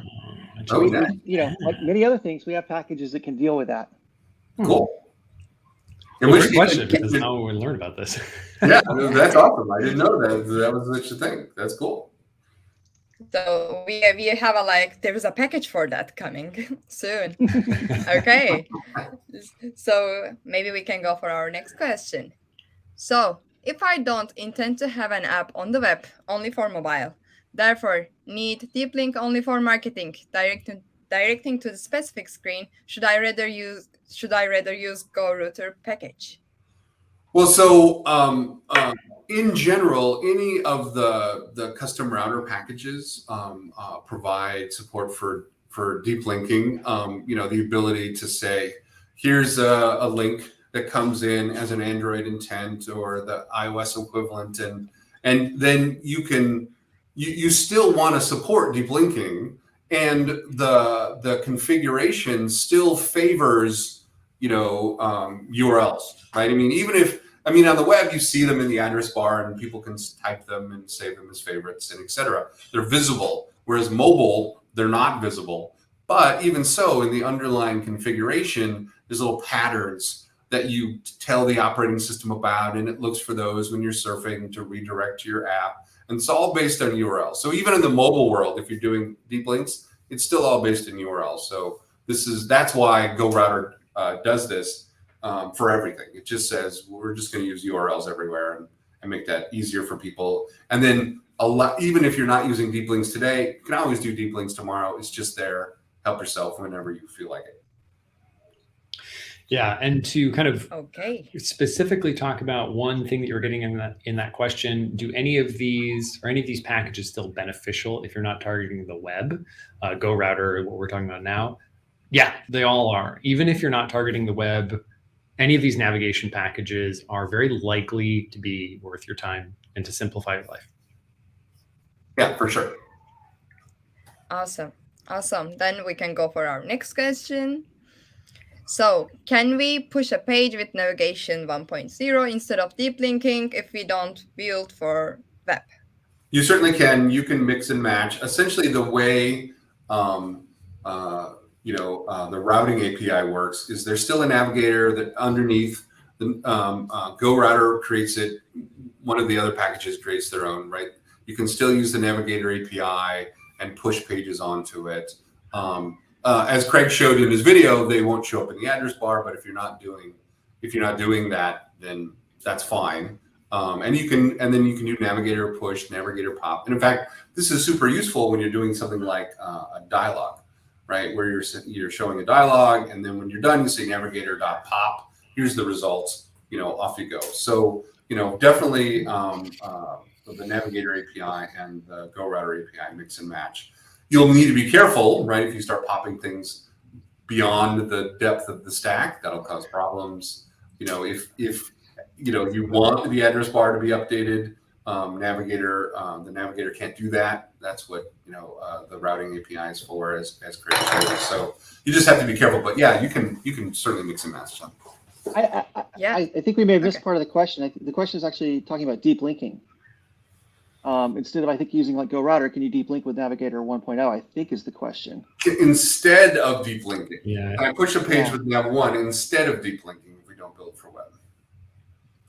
Yeah, if you aren't deep linking and you aren't targeting the web, then definitely everything that Chris was saying is true. You can start to mix and match because you don't care if the URL, the address bar doesn't update because you're not using it and you're not deep linking. But just like when I was showing that you have to be able to refresh a page and stay there in the web to know confidently that you have deep linking set up, that's true for web and mobile. So if you're not targeting the web, but you want deep links, then raw Navigator push pop, you can't deep link to that spot because you can demonstrate that by building it on the web. Even if you don't actually want to ship to the web, build to the web, look at the address bar, see if it updates, hit refresh. If you stay on that page, you've done deep linking. So it's a great way to test it. You bet, for sure. Okay, awesome. So another question is coming up. Did deep link is safe for use for web application in financial systems? Second security circle. So here's the good news. The good news is the back end of your financial system is going to be the secure part. There is nothing you can do on your web front end or your Flutter front end to break that security. It doesn't matter if you're using deep linking or not. The worst thing that happens is you try to access data that you don't have authentication for, and your app crashes. That's a bad outcome for sure, but it's way better than exposing insecure data. So there's no worry about that. The thing that GoRouter provides, and many other of the custom routers do the exact same thing, which is, hey, you're on your way to a deep link. The user's not logged in. Let's redirect them to the login page. Now, one of the things that GoRouter does, and I'm fairly happy with the way the API works out for that, is, and you can remember where you were headed. So once they do log in, then you can go on to that deep link. Now, whether that user has access to the data at that deep link, well, again, that has to do with how you've implemented with your app. And again, the good news, your financial system is going to be all secured on the back end. There's nothing you can do in your client to make it insecure. I think I'd like to add to that if you find yourself trying to make it secure on the front end, you're doing it wrong.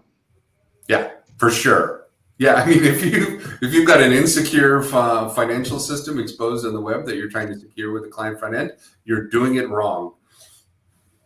Yeah, there's an old truism in development that client-side security is just useless. If your backend is relying on the fact that your client says, "Oh, no, trust me," it's like, what are you talking about? I don't trust you for anything. Okay, another question.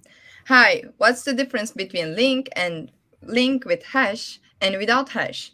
Is it only important for progressive web applications? And if we use deep link, should we remove it or not? Thanks. Yes. There is something fundamentally different about using the hash or not. The fundamental difference is, and this is a browser convention. It's part of how URLs are constructed, which says anything after the hash does not cause, if you're already on that page and the only thing you change is the hash, then you're not going to surf to a new page as far as the user is concerned. all you're going to do is hand that to the existing page, and then the existing page can do something different. So essentially that hash for Flutter Web is just a signal that says, hey, we're going to take everything after the hash, which looks like a URL, right? Except it's just going to be passed to the Flutter app itself, and then Flutter is going to change the page according to the thing beyond the hash. So it's this kind of this trick we adopted years ago on the web for building single page applications, of which Flutter is just a toolkit to do that kind of thing. And it stops you from having to go to the server and load the app and look at the cache and blah, blah, blah. and so from an efficiency point of view, certainly leaving the hash in is nice. And I tend to leave it in just because I like it. Hey, this is a Flutter app. It looks like a Flutter app. It gives me a warm and fuzzy feeling. However, GoRouter makes it super easy. You pass in one flag and you turn it off. When you do that, there are implications, and the documentation discusses these, which is essentially you have to configure your web server to redirect everything back to the main page. Essentially, you have to tell the server to do the redirection that a single page application needs, so that Flutter gets the new route and goes to the new page on the client side, all that code's on the client side. So that's the trick. You have to redirect to index.html, no matter what page the user is going to. And I talk about how to configure such a thing if you're happen to be using Firebase hosting, which I like, but all of the hosting services allow that kind of redirect. So that's the thing. Now, should you do it? It's up to you. Whatever makes you happy. As far as your deep linking is concerned, it won't matter. By the time it comes in, all the domain stuff will be stripped off, and whether you have a hash or not won't matter. So whatever you like is fine. Okay, so here the last question for Chris coming. Does deep linking help enable SEO? The answer is no. No, it doesn't. Except for the part of the SEO that actually looks at the link, right? So the more information you can pack into the link, it's a lot of people, a lot of like websites that do SEO put like the title of the article in the link with little dashes in between where the spaces were and things like that. So SEO that looks at the actual link, sure, deep linking is good for that. However, it's not going to help in general with the fact that Flutter Web has not been optimized for SEO at all. And in fact, it's being built for apps and not sites. Mm-hmm. Sites are the things you need SEO on. Apps, generally not something that SEO is important. But the reason this comes up, and I have this problem in my own app. I one of the things I use GoRouter for is a little side project I built, and it's got two pieces to it. It's got the app, which I happily build in Flutter, and you have to log in first to get into it. And of course, that itself shuts down SEO, right? The fact that I have to log into things, which is totally fine, right? SEO doesn't make any sense. But then I also build, the marketing landing page with Flutter itself. There's a login. I want the, SEO to work. I want that knowledge to be, known far and wide. But I can't bring myself to go back to writing HTML. Right. So in that case, I've written that marketing landing page in Flutter as well. And for that, I want us to have SEO because that's the site part, right? As opposed to the app part. And I know we don't do it. I know we don't do SEO. I want SEO for that page. And I still build it in Flutter Web because I like Flutter so much more than HTML. I can't help myself. Well, Chris, one thing you could do, imagine setting up a Firebase function at that URL and having it run your Flutter app just kind of in the Firebase function, render it with the HTML render and spit it out. You could probably even cache it in Cloud Firestore. You could crawl yourself so that that sounds fantastic. Is there a package for that? Is there how do I make this happen from my Flutter landing page? It's pub get elbow grease. Got to do yourself for now.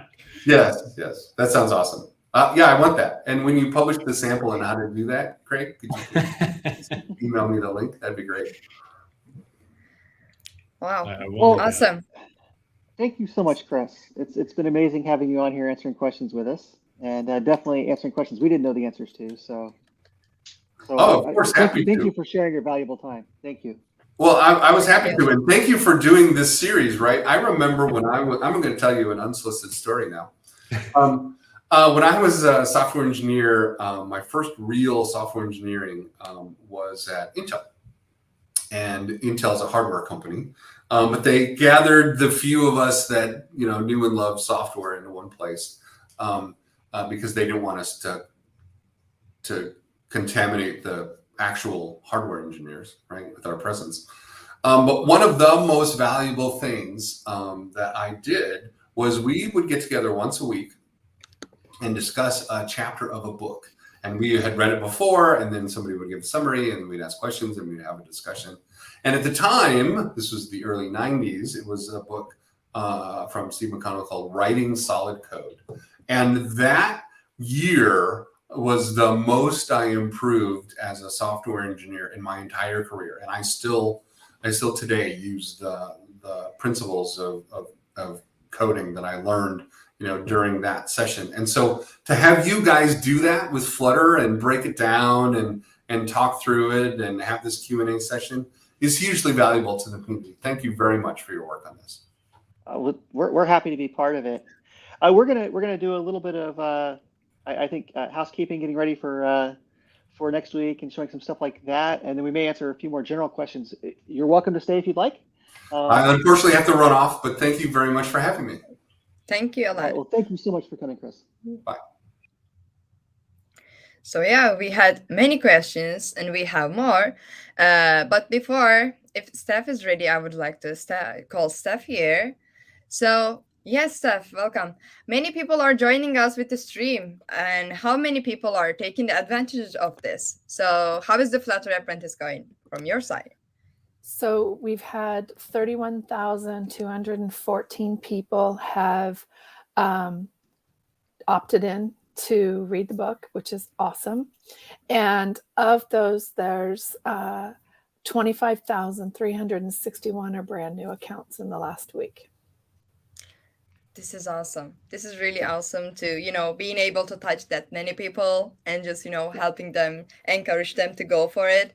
This is awesome. Yeah, and across the bottom, they've put the link if you missed it earlier or you're not sure, like, how do you get to the book? To get the free version through January 6th, go to flutter.dev/apprentice-giveaway, and then that way you can register for the book. It will take you to the Ray Wenderlich site, but it's a special site for that. And then you can read the book online for free. That has links for the source code. If we could bring up the link for the forums, if you have questions specific to the book, you can go here, ask your questions, and the book team, we will go through, review it. Typically, it's an author for that book. Sometimes I chime in as the tech editor if there's something that I can answer specifically. If you find a mistake, we've talked about it before, we're all human. If you find a mistake or something like that, we have an errata if there's the link. And put those, here's what you found. Make sure you give specifics. Before you do that, please go through and read the others that have been put in. That way we don't get duplicates, because we're beginning a lot of duplicates. And then that way new errata doesn't get lost in extra noise.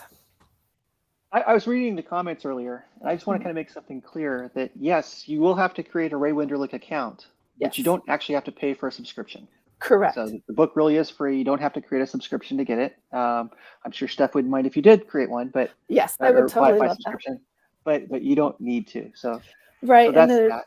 And sorry, the subscription, you can get it later. You can also, if you choose to get it now, you'd have access to all the books. If you're not quite ready, I totally respect that people may not be quite ready. We have a ton of articles that are there free that walk people through, give you the introduction. The author of the Dart Apprentice book that you see behind me also has done some new updates recently on getting into Dart. And I forgot to provide the producers backstage of those links. So I'll make sure to get those up there, but we'll also get them so they're in the description down below of the video. Okay, I think we're going to go a little bit over with answering some general questions, but since we're about out of time, I'd like to bring Sarah up if I can, so she can give us our homework assignments for next week.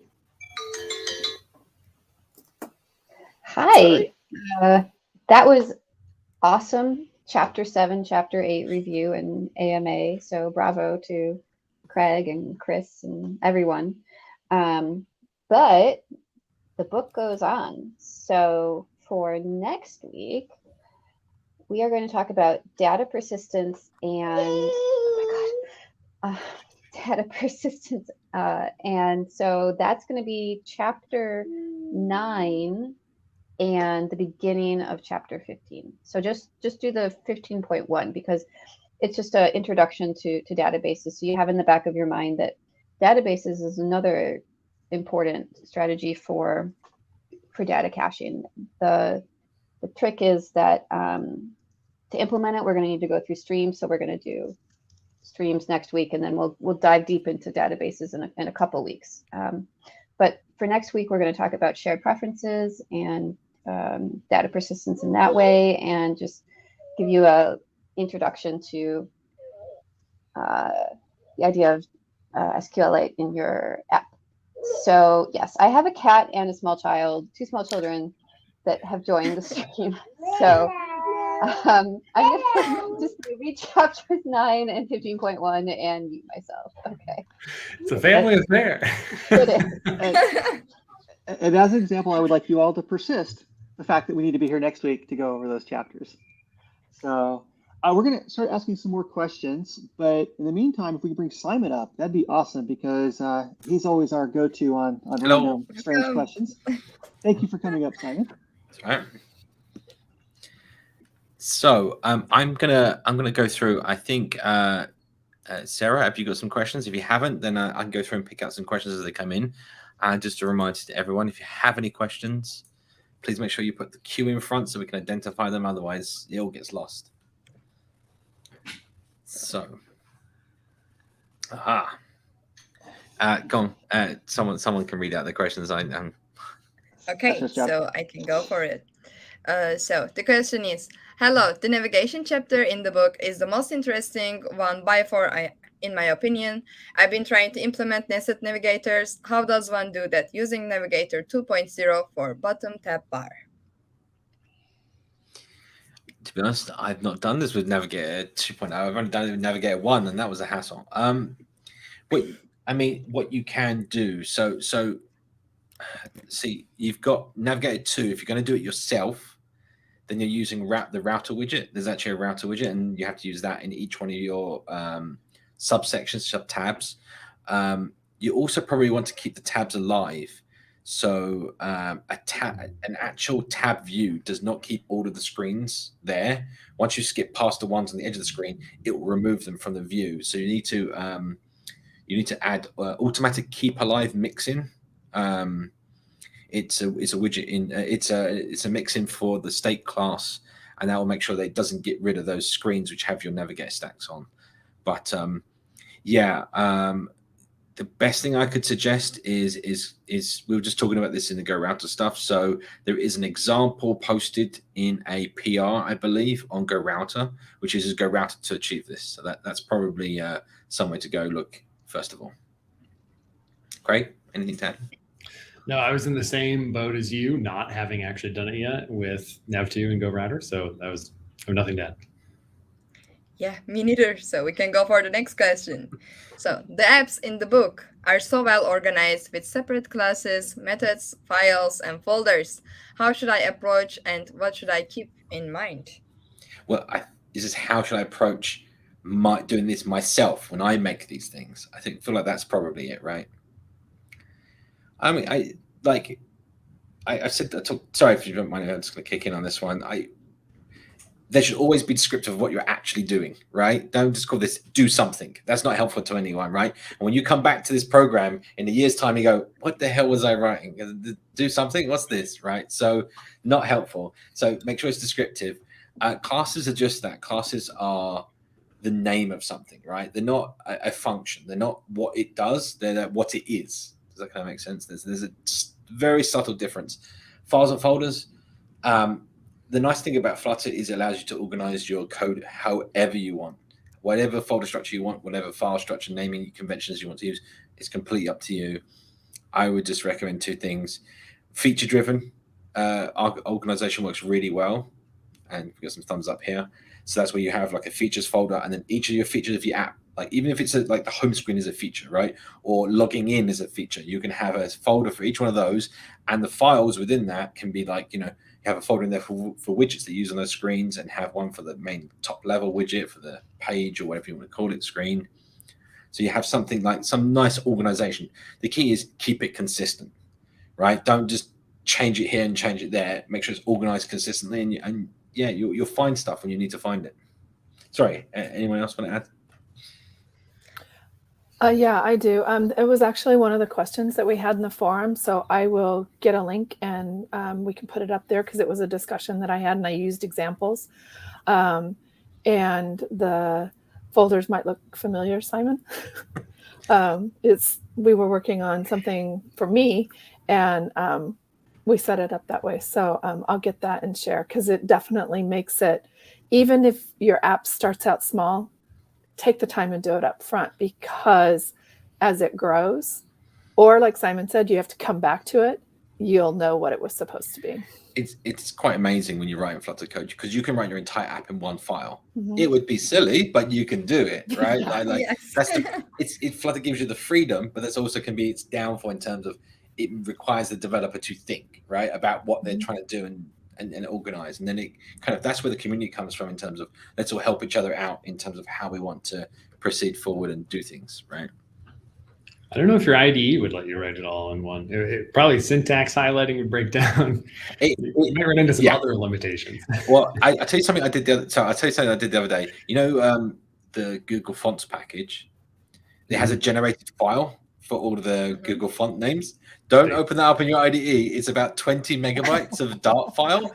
And no. It will just crash to analyze it. It does not like this. And one thing I'd kind of like to add to this, which is going along with kind of what Stef had kind of said there, is it's good job to get in practice, And so, organizing by feature is a great way to go. It's not the only way to go, but however you want to try to do it, get in practice of it and do it. So even if it is a smaller app, if you're in the habit of it, then when you reach for it on a bigger app, you'll have no problem. Or more likely when you go work for another team somewhere and you need to do that, you're ready to go.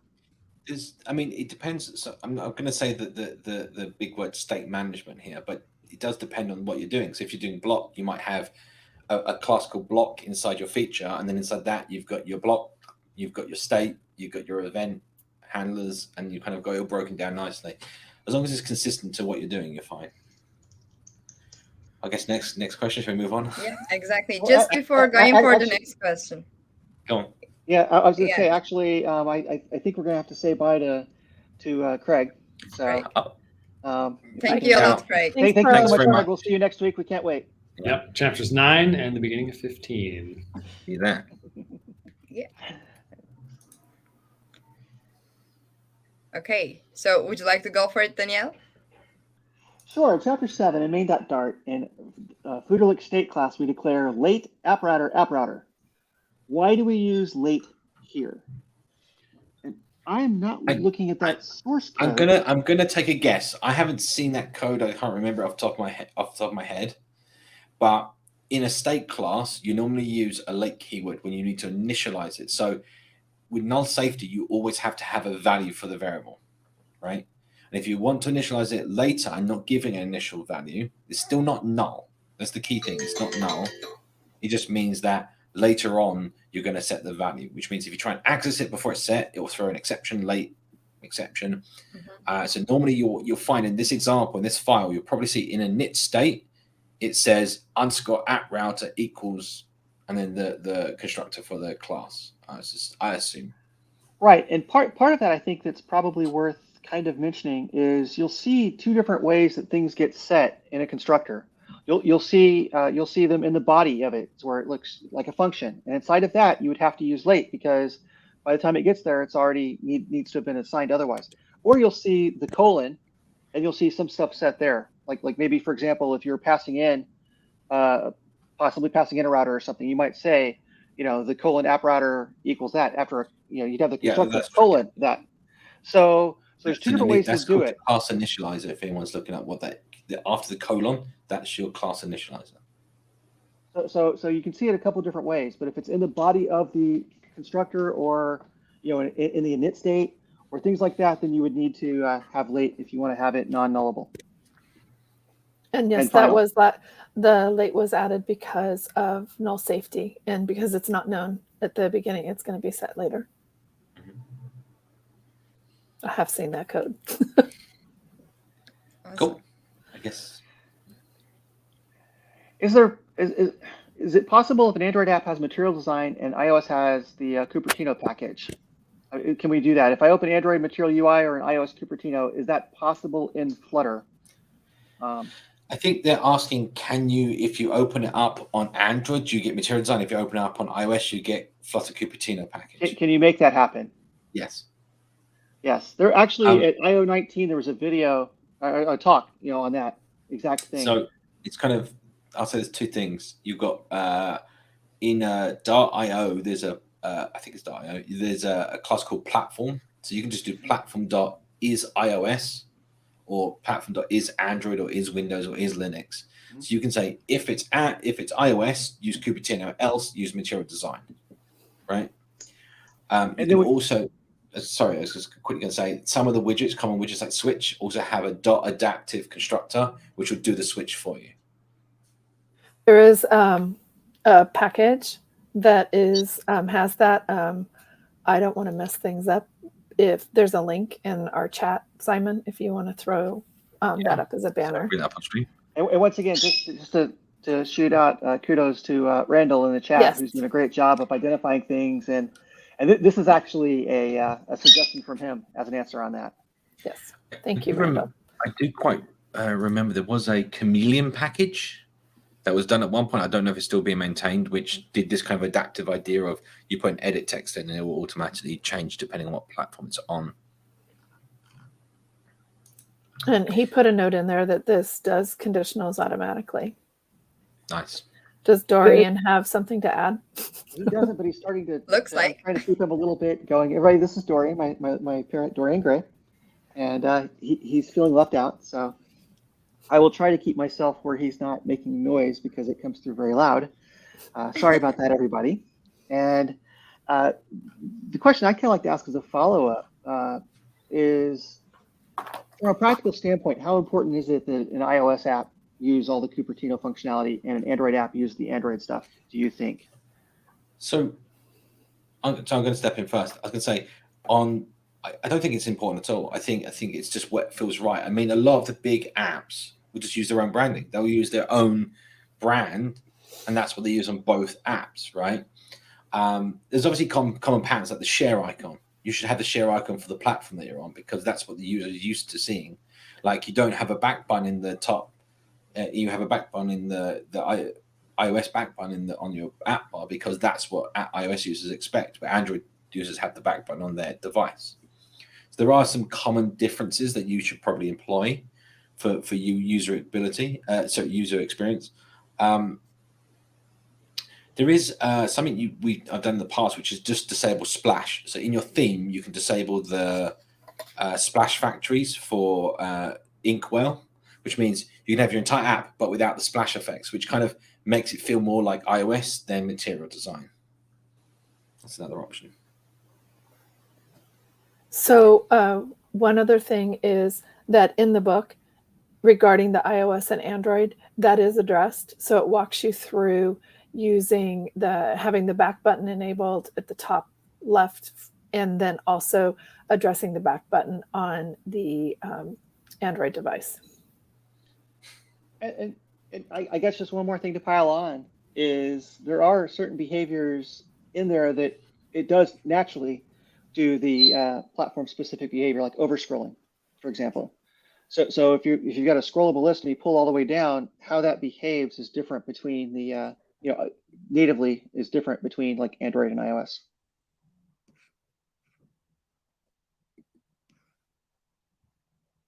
All right, Ezra, I'm going to let you read the questions because I'm going to try to stay muted because he's been chirping. So, okay, then I can take over the questions. So, floor or more? I have to be honest with you, I just had to look up what floor was. It looks to me like a SQLite. Looks like SQLite library. Yeah. So more is an SQLite library. It's actually the name escapes me now. But there was so if anyone doesn't know, the reason why it's called more is it's Room spelled backwards, and Room was the SQLite package for Android. So, however, that's the one. Is more has been renamed to Drift. The new name for more is called Drift. So, if anyone wants to know, that's what you'll be using from now on. The old package more has been deprecated. And there is a chapter on SQLite. Drift package. To be honest, I've not used Floor, so I couldn't give one or the other. It's more a case of what can take best advantage. I mean, do you need SQLite? Then just use one of the packages. I know that more was taking advantage of the one built into Android and iOS, as far as I remember. But that means you sort of lose performance because it has to cross the bridge. So I'm curious to see if the more has been updated since then. I haven't seen it recently, or Floor to support FFI, where it can use the SQLite C library directly, which would definitely increase performance, and that would be the one I would go for because of that point.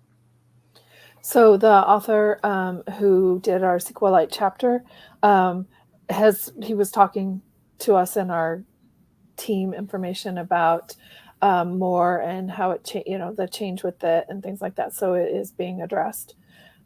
So just keep your eyes open.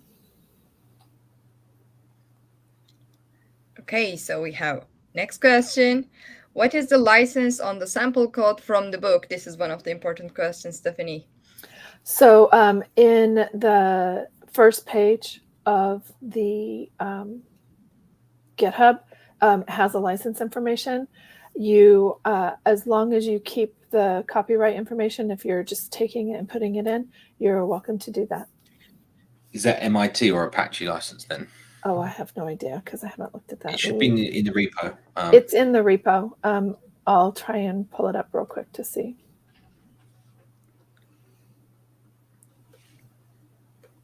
Keep going.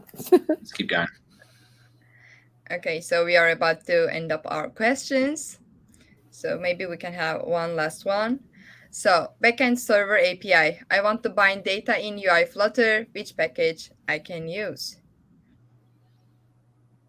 Backend server API. I want to bind data in UI. This is two separate things. So backend server API is one thing, and UI is a completely separate thing.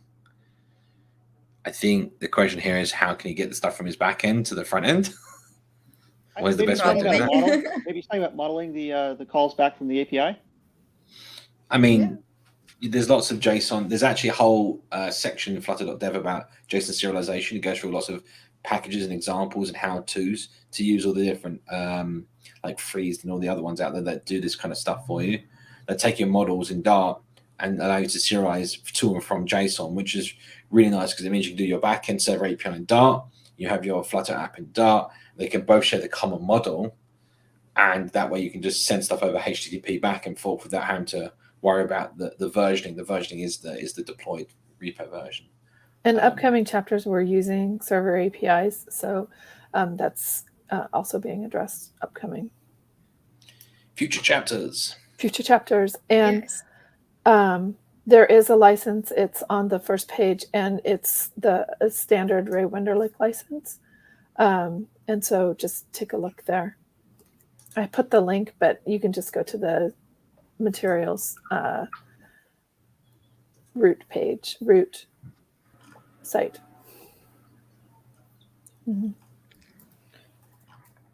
Okay. Okay, then we have one last question before wrapping it up. So, how to And this use time we build mean it. context? Exactly. How to use build context from anywhere without pass it in function. Don't. So the thing is, your context is only valid when your widget, you're in your essentially your build of your widget, right? Like you can use it in like button press and stuff, but the problem here is that widget may no longer be attached to the UI at that point, which makes the build context invalid, right? So the best thing you can do is use the build context to get your content and pass that content. So maybe let's say you're talking about localizations, or you're talking about, I don't know, you're using provider to get a model. Then so when you get your build context during your build or on your button press method, fetch those things from your build context and pass them on to the functions. So you're actually not passing your build context into these functions on the back end of your app. You're passing the models and objects that you need from your tree. Wow, this has been a great session. So I would like to thank my co-host Esra and as always, our book representative Stef, Sarah, our organizer. She's also a Flutterista. And then, Simon Scott's not here. He was here at the beginning helping produce. Simon, thank you so much. And of course, wow, for getting Chris on here. And as always, Craig for doing his thing. And it would not be a update Q&A without Randall answering questions in his pajamas. So Thanks, Thank you Randall. very much, Randall. so Thank you, Randall. Randall. All right, see you soon next week. Thank you all. Bye. Thank you. Bye. Bye.